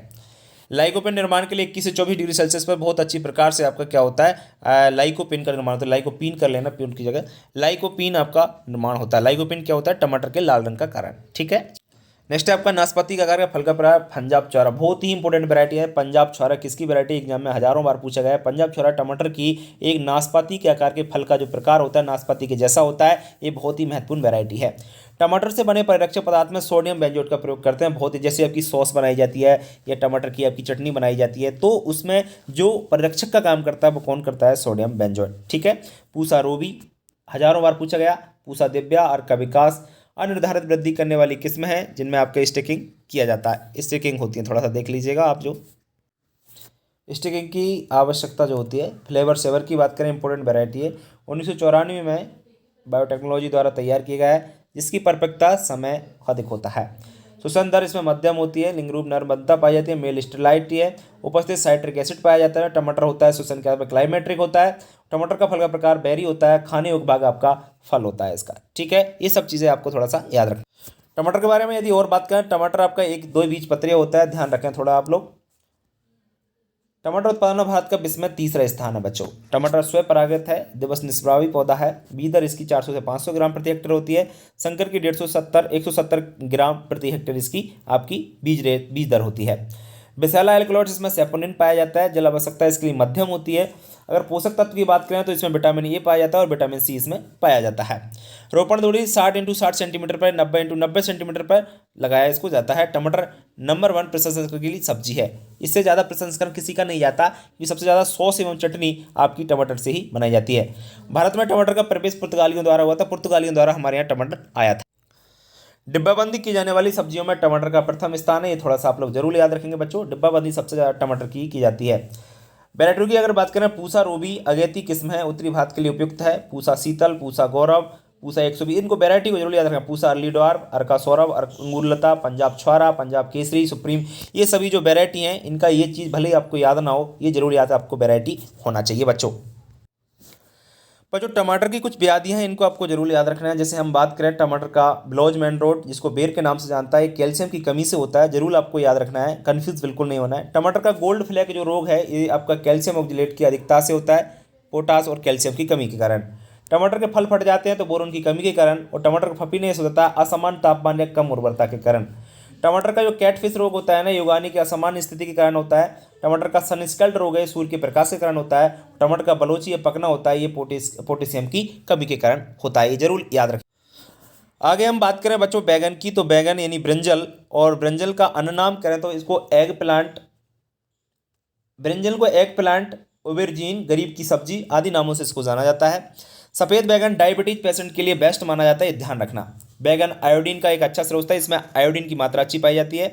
बैगन का बॉटनिकल नेम सोलेनम मेलोंजना है और कुल है सोलेनेसी। उत्पत्ति स्थान इसका भारत है। गुणसूत्र संख्या 2 बराबर 24 और पृथक्करण दूरी 400 मीटर आधार बीज के लिए और प्रमाणित बीज के लिए 200 मीटर रखी जाती है। मृदा पीएच की यदि बात करें तो 5.5 से 6.8 इसका पीएच रखा। कुछ और जनरल बातों की यदि हम बात करें, जैसे उपयुक्त तापमान इसके लिए 20 से 25 डिग्री चाहिए, और प्रदीप्त कालता के आधार पर दिवस निस्प्रभावी पौधा है बच्चों। नर्सरी क्षेत्रफल 150 से 225 वर्ग मीटर प्रति हेक्टेयर है। लिंग रूप नरबंधता पाई जाती है इसमें। फल का प्रकाश बेरी होता है। खाने योग्य भाग फल खाते हैं इसका। जल मांग इसकी 700 से 800 मिलीमीटर होती है और जड़ों की गहराई लगभग 80 सेंटीमीटर। बहुत डीपली मैं आपको पढ़ा रहा हूँ, इससे बाहर कुछ नहीं है। श्वसन दर मध्यम है, चूने की आवश्यकता अधिक होती है इसके लिए। पौध तैयार होने में समय 4 से 5 सप्ताह है। विश्व में सर्वाधिक उत्पादन वाला चाइना करता है। सबसे ज्यादा उत्पादन बैगन का कौन करता है, चाइना करता है। इसकी यदि हम वैरायटियों की बात करें बच्चों, पूसा पर्पल लौंग जो कि महत्वपूर्ण वैरायटी है, इसकी ध्यान रखें। बैगन की महत्वपूर्ण जो वैरायटी है पूसा पर्पल लौंग है, ये अति शीघ्र पकने वाली वैरायटी है। पूसा पर्पल लौंग जीवाणु उक्टारोधी किस्म है। पूसा पर्पल क्लस्टर जो है बरन द्वारा विकसित की गई है, जो कि गृह वाटिका के लिए बहुत ही उपयुक्त है। पूसा पर्पल क्लस्टर जीवाणु उक्टारोधी है, मैं आपको पहले ही बता चुका हूँ। पंत सम्राट, अर्का असीसिस, आजाद क्रांति, पूसा क्रांति, पूसा अनुपम, पंजाब सदाबहार, ये आपकी जो है वैरायटी है बैगन की। गोल फल वाली जो वैरायटी है उनको देख लीजिए, लंबे फल वाली वैरायटी थी, गोल फल वाली variety Pusa purple round, Pusa hybrid 5, Pusa Anmol, Pant Rituraj, selection 1 type 2। इन वैरायटियों को जरूर याद रखिएगा, महत्वपूर्ण वैरायटी हैं आपकी। आगे हम बच्चों मिर्च की बात करते हैं, मिर्च के बारे में थोड़ा सा जान लीजिए। मिर्च आपकी जो है, इसका अन्य नाम की बात करें तो बहुत सारे नाम है, sweet pepper, bell pepper, hot pepper आदि नाम से इसको जाना जाता है। वानस्पतिक नाम इसको तीखी मिर्च, कैप्सिकम एनम इसका बॉटनिकल नाम है। शिमला मिर्च का बॉटनिकल नाम कैप्सिकम फ्रूटिसेंस है, भूलना आपको नहीं है, ठीक है। आगे यदि बात करें हम लोग, कुल है इसका सोलेनेसी और उत्पत्ति स्थान है मैक्सिको या दक्षिण अमेरिका। गुणसंख्या गुणसूत्र वाले 2 बराबर 24। फल का प्रकार बेरी होता है। प्रकाश संश्लेषण के आधार पर यह C3 प्लांट्स है। खाने योग्य भाग की बात करें, इसका फल खाने के रूप में प्रयोग किया जाता है। विश्व में सर्वाधिक मिर्च का उत्पादन भारत में होता है। कुल निर्यात में लगभग 4% भागीदारी है। भारत में सर्वाधिक मिर्च उत्पादन उत्तर प्रदेश राज्य में होता है, ये थोड़ा आपको याद रखना होगा, ठीक है। तापमान इसको 25 से 27 डिग्री सेल्सियस चाहिए बच्चों। प्रदीप्त कालता के आधार पर देश में आधार बीज की 400 मीटर दूरी, प्रमाणित बीज की 200 मीटर दूरी रखते हैं। परागण बहुधा पर परागण होता है, अर्बनता पाई जाती है। प्रदा बीज इतना चाहिए। जलमांग, जड़ों की गहराई याद रखना। श्वसन दर मध्यम होती है। चूनी की अवस्था बहुत अधिक इसके लिए होती है। भारत में मिर्च का जो उत्पादन होता है, विश्व में सबसे ज़्यादा प्रथम आपका स्थान आता है। भारत का सबसे ज़्यादा उत्पादन भारत में होता है और सर्वाधिक मिर्च का उत्पादन अगर राज्य की बात करें तो उत्तर प्रदेश में सबसे ज़्यादा होता है। नर्सरी क्षेत्र पर 150 से अब 150 वर्ग मीटर याद रख सकते हैं, और ये थोड़ा सा आप जनरली देख सकते हैं। मिर्च में और सारी चीज़ें रख सकते हैं। देखो, आप लोग को बीज दर याद जरूर रखना है कि बीज दर एग्जाम में पूछी जाती है। बीज दर लगभग देसी होती है, 1.5 से 2 किलोग्राम प्रति हेक्टेयर। कितनी होती है? 1.5 से 2 किलोग्राम प्रति हेक्टेयर उपज होती है। संकर की 250 से 300 ग्राम पर हेक्टेयर उपज होता है, सॉरी जो बीज दर होती है वो होती है। भारत में मिर्च का आगमन 16वीं शताब्दी में हुआ, पुर्तगाली इसको लेकर आए थे। मिर्च में तीखापन कैप्सिसिन के कारण होता है, और मिर्च लाल क्यों होती है? क्योंकि इसमें कैप्सिसिन पाया जाता है। दोनों चीज़ आप अच्छी तरह जानते हैं। कैप्सिकम एनम, कैप्सिकम फ्रूटिसेंस, फूलों का रंग सफ़ेद होता है। कैप्सिकम पोविसेंस होता है, फूलों का रंग इसका नारंगी होता है। किस्मों की बात करें तो शिमला, कैलिफोर्निया वंडर कई बार पूछा गया है, शिमला मिर्च की वैरायटी है। एलो वंडर है, बुलनोज है, चाइना जॉइंट है, पूसा ज्वाला है। बरन द्वारा तैयार किस्म है अर्का बसंत, अर्का गौरव, अर्का मोहिनी, अर्का नाथ, ठीक है ना। उत्परिवर्तित किस्म है MDU1 कई बार पूछी गई है, वैरायटी इंपोर्टेंट है। संकर किस्म है पंजाब लाल, भास्कर, NP46 ये, ठीक है। चलिए बढ़ते हैं आगे। प्याज में भी आप कुछ चीज़ें देख लीजिए जो कि महत्वपूर्ण है, उनको आप बताऊंगा। एलियम सेपा है, कुल एलिसिस ज़्यादा हो जाएगा क्योंकि जो महत्वपूर्ण है वही चीज़ बताना जरूरी है। फालतू की चीज़ ज़्यादा हो रही है, थोड़ा सा आप लोग जो है इंपॉर्टेंट चीज़ों पर ज़्यादा ध्यान देंगे, ठीक है। देखिए, प्याज का बॉटनिंग कलम एलियम सेपा है, कुल है LAC, MLADC, ये नया नाम है, थोड़ा सा याद रखेंगे, ठीक है ना। इसमें सबसे ज़्यादा जो इंपॉर्टेंट है वो चीज़ आप लोग देख लीजिए। इसमें आपका पुष्प क्रम का अम्बेल प्रकार होता है। प्याज में लाल रंग एंथोसाइनिन के कारण प्याज में उपस्थित अम्ल होता है मैलिक एसिड, और प्याज में पीला रंग जो सबसे ज़्यादा महत्वपूर्ण है, इसको आपको याद रखना है, कोरेस्टीन है, ठीक है। चलिए बढ़ते हैं आगे। यहाँ से प्रश्न बनता है बच्चों, याद रखना, प्याज में जब प्याज होती है, प्याज चटपटी क्यों होती है, चरपराहट क्यों होती है? क्योंकि इसमें एलाइल प्रोपाइड डाइसल्फाइड नामक एल्कोलाइड पाए जाते हैं, आपको याद रखना होगा, ठीक है ना। और प्रदीप्त कालता के आधार पर दीर्घ पौधा, ये थोड़ा सा याद रख सकते हैं आप लोग। प्याज प्रोटेंट्री होता है, इसको जनरली आप लोग याद रख सकते हैं। श्वसन दर बहुत कम होती है, और बहुत की तो सभी जनरल चीज़ें आप इनको याद रखिएगा।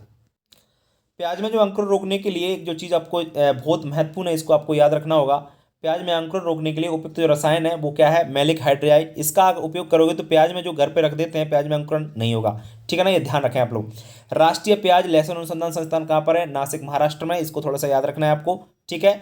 बाकी तो सब जनरल चीज़ें हैं। और प्याज में परागण होता है, वो मधुमक्खी द्वारा होता है बच्चों।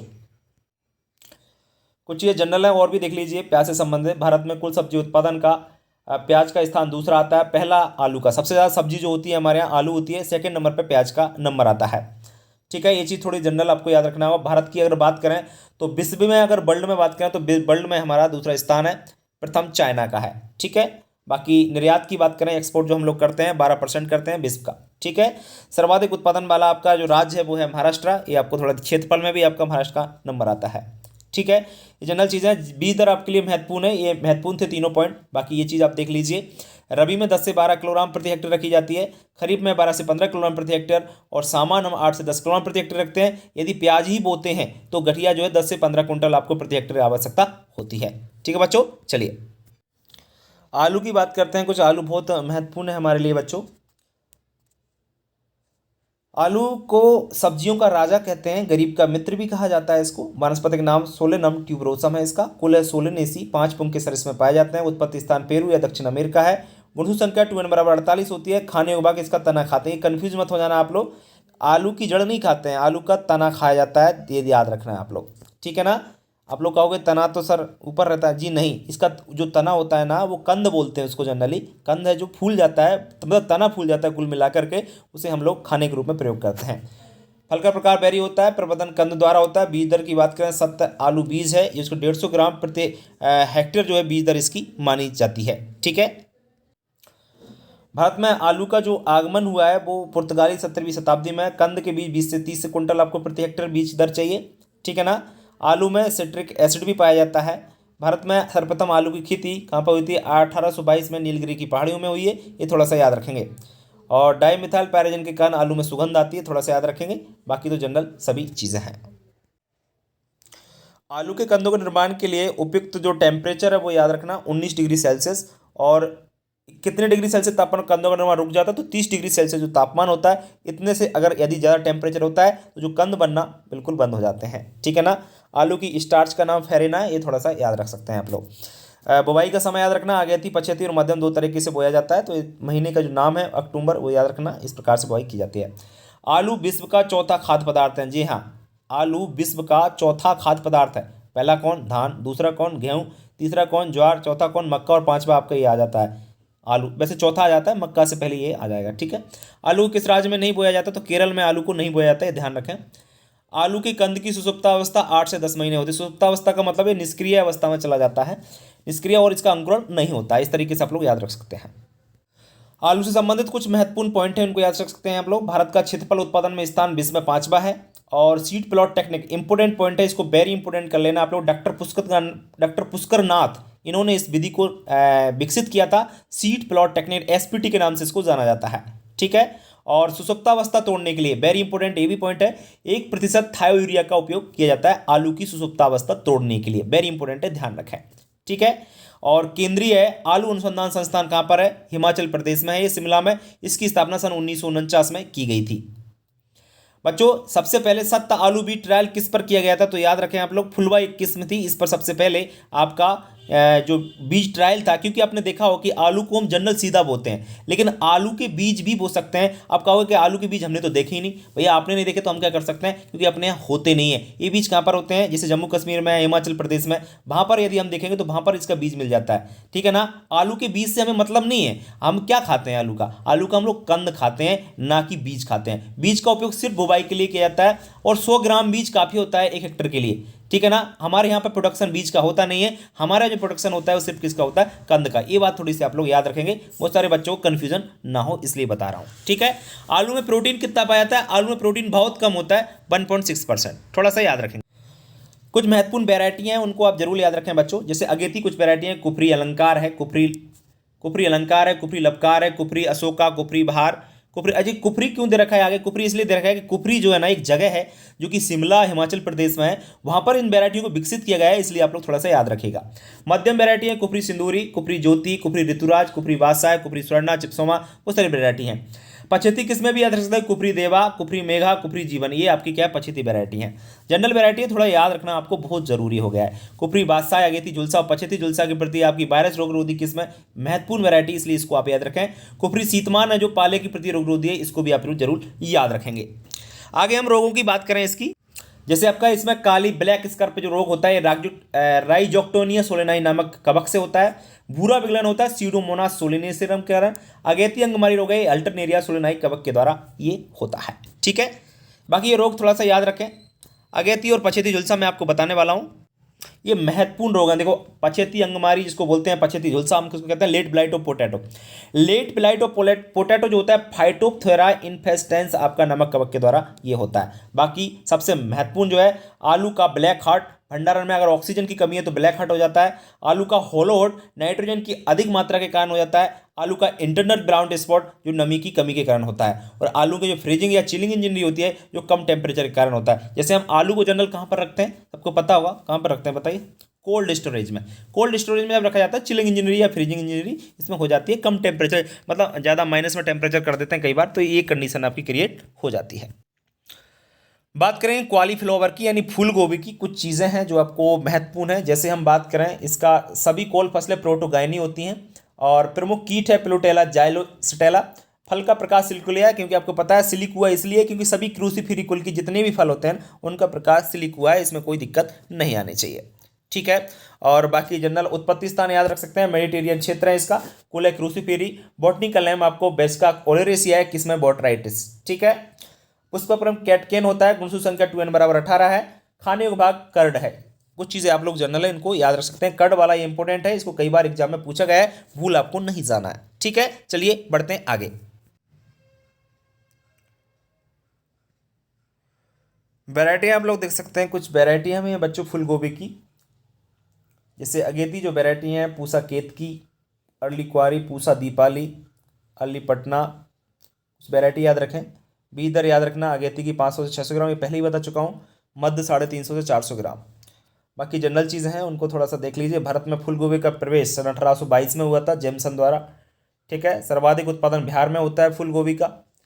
इसमें एक बिसेला एल्कोलाइट्स पाया जाता है जिसका नाम सिनीग्रीन है। ठीक है। नर्सरी का क्षेत्रफल 250 वर्ग मीटर चाहिए, C3 पौधा है। ठीक है ना, इनको जनरल आप लोग याद रख सकते हैं। एग्जाम में अक्सर इससे रिलेटेड प्रश्न जो पूछे जाते हैं वो आप देख लीजिए।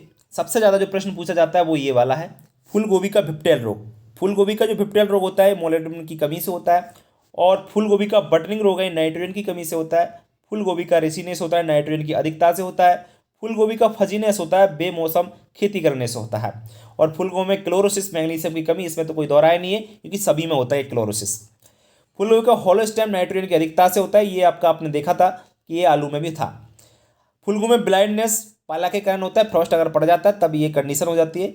और बाकी जनरल चीज़ें हैं आपके लोग, फूल गोभी का भूरापन ये बोरोन की कमी से होता है। ठीक है ना, ये कुछ इंपोर्टेंट सबसे ज़्यादा ये है, इसको जरूर आप लोग याद रखिएगा। भिंडी से रिलेटेड जो क्वेश्चन है उनको भी देखिए बच्चों। ओकरा बोला जाता है, इसको लेडी फिंगर भी बोलते हैं, दो इसके नाम है, इसके थोड़ा याद रखना। वानस्पतिक नाम एवेल मोस्कस स्कुलेंटस है। कुल है मालवेसी। उत्पत्ति स्थान है बच्चों अफ्रीका। गुणसूत्र संख्या 2n बराबर 130 सबसे ज़्यादा पाई जाती है, इसलिए याद रखना। भिंडी में सबसे ज़्यादा गुणसूत्र संख्या 130 याद रखें। खाने वाला जो भाग होता है वो फल होता है। उपयुक्त टेम्परेचर की बात करें तो 25 से 27 डिग्री सेल्सियस टेम्परेचर इसकी आवश्यकता होती है। फल का प्रकार कैप्सूल है। कैल्शियम, पोटेशियम, आयोडीन का ये मुख्य स्रोत होता है। बीजों में तेल की मात्रा 40% एवं प्रोटीन 20 से 30% आपकी भिंडी में पाया जाता है। प्रकाश संश्लेषण के आधार पर ये C3 प्लांट्स है। प्रदीप्त कालिता के आधार पर दिवस निष्प्रभावी आपका पौधा डे न्यूट्रल प्लांट्स कह सकते हैं। आगे यदि हम बात करते हैं भिंडी में, आधार बीज की दूरी आपकी कितनी होती है, 400 मीटर रखते हैं। और प्रमाणित बीज की दूरी है वो 200 मीटर रखी जाती है। भिंडी में परागण का प्रकार बहुधा पर परागण होता है, ऑप्टन क्रॉस पोलिनेशन क्रॉप है। उपयुक्त pH 6 से 6.8 है। जलमांग की यदि बात करें 500 से 600 मिलीमीटर 700 मिलीमीटर होती है। भिंडी में उत्पादन भारत का विश्व में स्थान पहला है। सबसे ज़्यादा भिंडी का उत्पादन हमारा उत्तर प्रदेश राज्य में होता है, ये ध्यान रखें। बीज दर की याद बात करें, सबसे ज़्यादा इंपॉर्टेंट जो है इसकी बीज दर है, क्योंकि इसको दो बार उगाया जाता है, एक तो ग्रीष्म ऋतु में, दूसरा खरीफ ऋतु में। तो ग्रीष्म ऋतु में इसकी जो बीज दर होती है वो 18 से 22 किलोग्राम प्रति हेक्टेयर होती है, जबकि खरीफ ऋतु में जो इसकी बीज दर होती है ना वो 8 से 10 किलोग्राम प्रति हेक्टेयर होती है। बीज अंकुरण के लिए उपयुक्त जो तापमान है वो 25 से 35 डिग्री सेल्सियस चाहिए और भंडारण तापमान 9 डिग्री सेल्सियस तापमान की आवश्यकता होती है। भंडारण आर्द्रता 90% चाहिए, 2 सप्ताह तक इसको हम लोग भंडारित करके रख सकते हैं। भिंडी की जड़ व तने का उपयोग गन्ने के जूस को साफ करने के लिए प्रयोग किया जाता है, वेरी इंपॉर्टेंट है, इसको आप लोग याद रखिएगा। ठीक है, चलिए आगे यदि हम बात करें रोपण दूर की, तो रोपण दूरी ग्रीष्म ऋतु में रखी जाती है 30 × 10 सेंटीमीटर और वर्षा ऋतु में भिंडी की जो दूर रखी जाती है वो रखती है 60 से 45 सेंटीमीटर रखते हैं। ग्रीष्म फसल में 70 से 90 कुंटल लगभग उपज हो जाती है भिंडी की और वर्षा ऋतु में लगभग 90 से 110 कुंटल प्रति हेक्टेयर उपज प्राप्त होती है। मुख्य किस्मों की बात करें तो पूसा मखमली, पार्किंस लॉन्ग ग्रीन, पूसा साबनी बहुत इंपॉर्टेंट वेरायटी है, पंजाब पद्मनी, क्रांति, अर्का अनामिका, अर्का अभय, वर्षा पांचाली, बहुत सारी आपकी जो वेरायटी हैं बहुत ही महत्वपूर्ण है। पीला सिरा मोजेक रोगरोधी जो किस्म है वो है आपका वर्षा उपकार। परभनी क्रांति जो बहुत महत्वपूर्ण वैरायटी है, कई बार एग्जाम में पूछी जाती है। हिसार बरसाती, हिसार उन्नत, हिसार नवीन, अर्का अनामिका, अर्का अभय। ठीक है। पूसा ये पीला सिरा मोजेक के रोगरोधी वैरायटी है आपकी। जैसिड सहिष्णु है आपकी, फल छेदक प्रतिरोधी किस्म है, याद रखना पूसा ये 4। उत्परिवर्तित किस्म है EMS8।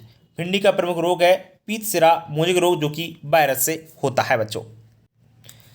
चूर्णी फफूंदी रोग का एरिसाइपी सिंकोरियस कवक के द्वारा फैलता है। और भिंडी का पीत सिरा मोजेक रोग है सफ़ेद मक्खी इसको एक जगह से दूसरी जगह फैलाती है, इसको आप जरूर याद रखेगा।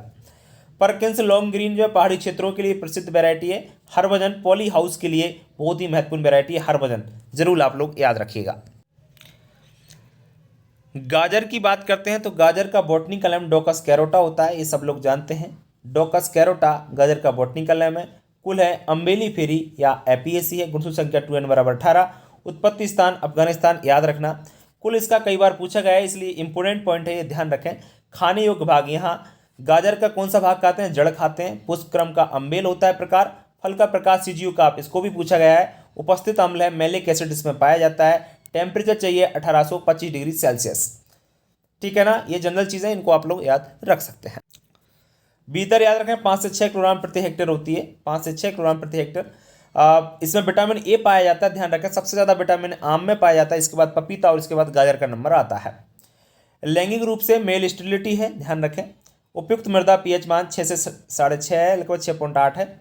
जड़ विकास के लिए टेम्परेचर इतना चाहिए। जड़ रंग के विकास के लिए 15 से 21 डिग्री सेल्सियस चाहिए। NPK भी आप थोड़ा सा याद रख सकते हैं। और गाजर का जो पीला रंग होता है वो कैरोटीनॉइड्स के कारण होता है, और गाजर का लाल रंग होता है तो वो होता है एंथोसाइनिन के कारण। फल का प्रकार सीजियो कार्प है, और अम्बेल इसका पुष्पक्रम है, थोड़ा सा आप जो याद जरूर रखेंगे। गाजर की वैरायटी है, इनको आपको याद रखना है। पूसा केसर, देखिए पूसा केसर इंपोर्टेंट वैरायटी है। पूसा मेघाली कई बार पूछी जा चुकी है, इसमें सर्वाधिक विटामिन ए पाया जाता है। पूसा इमदाग्नी है। यूरोपियन किस्म है, शीतोष्ण किस्म है, चेंटिनी है, जिनो है, नेंटिस है। इन वैरायटियों को भी कई बार पूछ लिया गया है, थोड़ा सा आप लोग याद रखिएगा। बुवाई का समय अगस्त दिसंबर में, मैदानी क्षेत्रों में, पहाड़ी क्षेत्रों में इसको मार्च अप्रैल में बोया जाता है। प्रमुख कीट गाजर का बीवल रोग है, प्रमुख रोग है छाछिया रोग है, और गाजर में कैरेट येलो रोग आपका वायरस के द्वारा होता है। गाजर में परपरागण कीटों के द्वारा होता है, जनरली बात है। क्वेश्चन कई बार यहां से बनता है बच्चों, देखिए आप लोग। कैविटी स्पॉट कैल्शियम की कमी से और नाइट्रोजन की अधिकता से होता है गाजर में। पिथिनेस कठोर मृदा परत हो जाती है। फोर्किंग कच्ची खाद का प्रयोग करने से होता है। कड़वापन इथाइलिन की अधिकता से, और स्पल्टिंग बोरोन की कमी और नाइट्रोजन की अधिकता से हो जाता है। उपज लगभग 200 से 300 कुंटल प्रति हेक्टेयर जड़ें हमको मिल जाती हैं गाजर की। बच्चों अब हम आगे बात करेंगे फल एवं सब्जी परिरक्षण की। देखो सब्जी कंप्लीट हो गई, आपके फल भी कंप्लीट करा दिए, यहाँ तक हुआ। जितना आपका इंपॉर्टेंट है, महत्वपूर्ण जो पॉइंट उनसे बनते हैं, क्वेश्चन बनते हैं, वो आपका कंप्लीट मैंने कराने की पूरी कोशिश की है। ठीक है, अब बात करेंगे फल व सब्जी परिरक्षण की। फल एवं सब्जी परिरक्षण की वर्तमान स्थिति देखिए हम लोग। फल एवं सब्जी उत्पादन में चीन के बाद भारत का दूसरा स्थान है। जी हाँ बच्चों, फल सब्जी उत्पादन में चीन के बाद दूसरा स्थान आता है हमारा। सबसे ज़्यादा जो सब्जी एवं फल होते हैं ना, कहाँ पर होते हैं, सब जानते हैं, चाइना में होते हैं। मानव प्रतिदिन 85 ग्राम फलों की आवश्यकता होती है। जी हाँ, मानव को प्रतिदिन फलों एवं सब्जियों की आवश्यकता, प्रतिदिन फलों की आवश्यकता की बात करें तो 85 ग्राम। और देश में हर वर्ष लगभग 25 से 30% फल व सब्जियां तुड़ाई पश्चात बिना उपयोग के खराब हो जाती हैं, ये बात सब लोग जानते हैं। भारत में लगभग 25,000 करोड़ रुपए के फल एवं सब्जियां तुड़ाई बाद खराब हो जाते हैं। बताइए, इतना ज़्यादा खराब हो रहा है फल एवं सब्जी, 25,000 करोड़ के। आप लोग इससे आइडिया लगा सकते हैं। भारत में कुल कृषि क्षेत्रफल का 3% फलों का अंतर्गत आता है। सिर्फ 3% हमारे यहाँ जो है कृषि के अंतर्गत आता है। हमारे देश में फल व सब्जी के कुल उत्पादन का मात्र 3% भाग ही परिरक्षण में काम किया जाता है। जी हाँ, 2 से 3% आप लोग कह सकते हैं, इतना भाग ही परिरक्षण किया जा रहा है। विश्व में फल एवं सब्जी के कुल उत्पादन के अमेरिका में 65%, ब्राजील में 70%, अफ्रीका में 80% तथा मलेशिया में 85% आपके परिरक्षण किया जाता है। हमारे यहाँ सिर्फ 2 से 3% किया जाता है, ये बात आप जरूर याद रखिएगा। आगे यदि हम लोग बात करें तो फल एवं सब्जियों के सड़ने गलने का नष्टकारी प्रभाव की क्रिया से बचाने के लिए हम लोग फल परिरक्षण करते हैं। और भारत में पहले परिरक्षण उद्योगशाला सन 1920 में मुंबई में स्थापित की गई थी। वर्ष 1955 में आवश्यक वस्तु अधिनियम क्रमांक 3 के अंतर्गत फूड प्रोडक्ट ऑर्डर 1955 में लागू किया गया था। विशेष याद रखना, फूड प्रोडक्ट ऑर्डर की स्थापना कब हुई थी? सन 1955 में। FPO जिसको बोला जाता है, और इसका उद्देश्य था गुणवत्ता पर नियंत्रण, उच्च गुणवत्ता व पदार्थ तैयार करना। केंद्रीय खाद्य प्रौद्योगिकी इंपॉर्टेंट पॉइंट है बच्चों। केंद्रीय खाद्य प्रौद्योगिकी अनुसंधान संस्थान CFTRI central fruit technology research institute आपका मैसूर कर्नाटक में स्थित है। इंपॉर्टेंट है, याद रखें। भारतीय उद्यान अनुसंधान संस्थान IIHR Indian institute of horticulture research, ये आपका बेंगलोर में स्थित है। परिरक्षित फलों के उत्पादन का 30% सेना व होटल द्वारा उपयोग किया जाता है। ये बात याद रखें आप लोग। परिरक्षित का 30% सेना व होटल के द्वारा प्रयोग किया जाता है। हम लोग यदि आगे बात करें फल परिरक्षण की, तो फल परिरक्षण भाई विज्ञान है जो प्राकृतिक विज्ञान के मूलभूत सिद्धांतों का अपनाकर आपका सब्जियों के संसाधन नष्ट होने के लिए वैज्ञानिक विधियों का ज्ञान कराता है। इसे हम फल प्रौद्योगिकी भी कहते हैं। सुखाना या डेसिकेशन क्या होता है? फलों को 30 से 40 डिग्री सेल्सियस तापमान पर एंजाइम की अधिक सक्रियता होते हैं। 50 डिग्री सेल्सियस तापमान पर एंजाइम की निष्क्रिय हो जाते हैं। तुड़ाई के बाद सब्जियों का भंडारण निम्न तापमान करना चाहिए, जिसे हम प्री कूलिंग या मोम के घोल में उपचार पॉलीथीन की थैली में लपेटकर रखने से तथा कुछ वृद्धि नियंत्रणों जैसे जिब्रेलिक एसिड का उपचार करने से हमको लाभ मिलता है। फल व सब्जियों में एंजाइम द्वारा होने वाली खराबियों को 70 से 80 डिग्री सेल्सियस तापक्रम पर गर्म करके रोका जा सकता है। जी हाँ बच्चों, फल एवं सब्जियों में एंजाइम द्वारा होने वाली खराबियों को यदि हम 70 से 80 डिग्री सेल्सियस तापमान पर गर्म करते हैं तो वहाँ पर कुछ हद तक उनको जो एंजाइम होते हैं वो नष्ट हो जाते हैं। अधिकांश जो एंजाइम होते हैं बच्चों वो 4.5 से 8 pH पर आपके 30 से 40 डिग्री सेल्सियस पर क्रियाशील होते हैं। ठीक है ना, ये ध्यान रखें। फल व सब्जी को सड़ाने वाले विभिन्न सूक्ष्मजीवों में जीवाणु कैनिंग बोटलिंग में विशेष समस्या उत्पन्न करते हैं। फल परिरक्षण के विशेष आप लोग जो है सब्जी एवं फल परिरक्षण के जो आपके केमिकल हैं इनको जरूर याद रखना, पोटेशियम मेटाबाइसल्फाइड और सोडियम बेंजोएट। ठीक है ना, इनको आपको जरूर याद रखना है।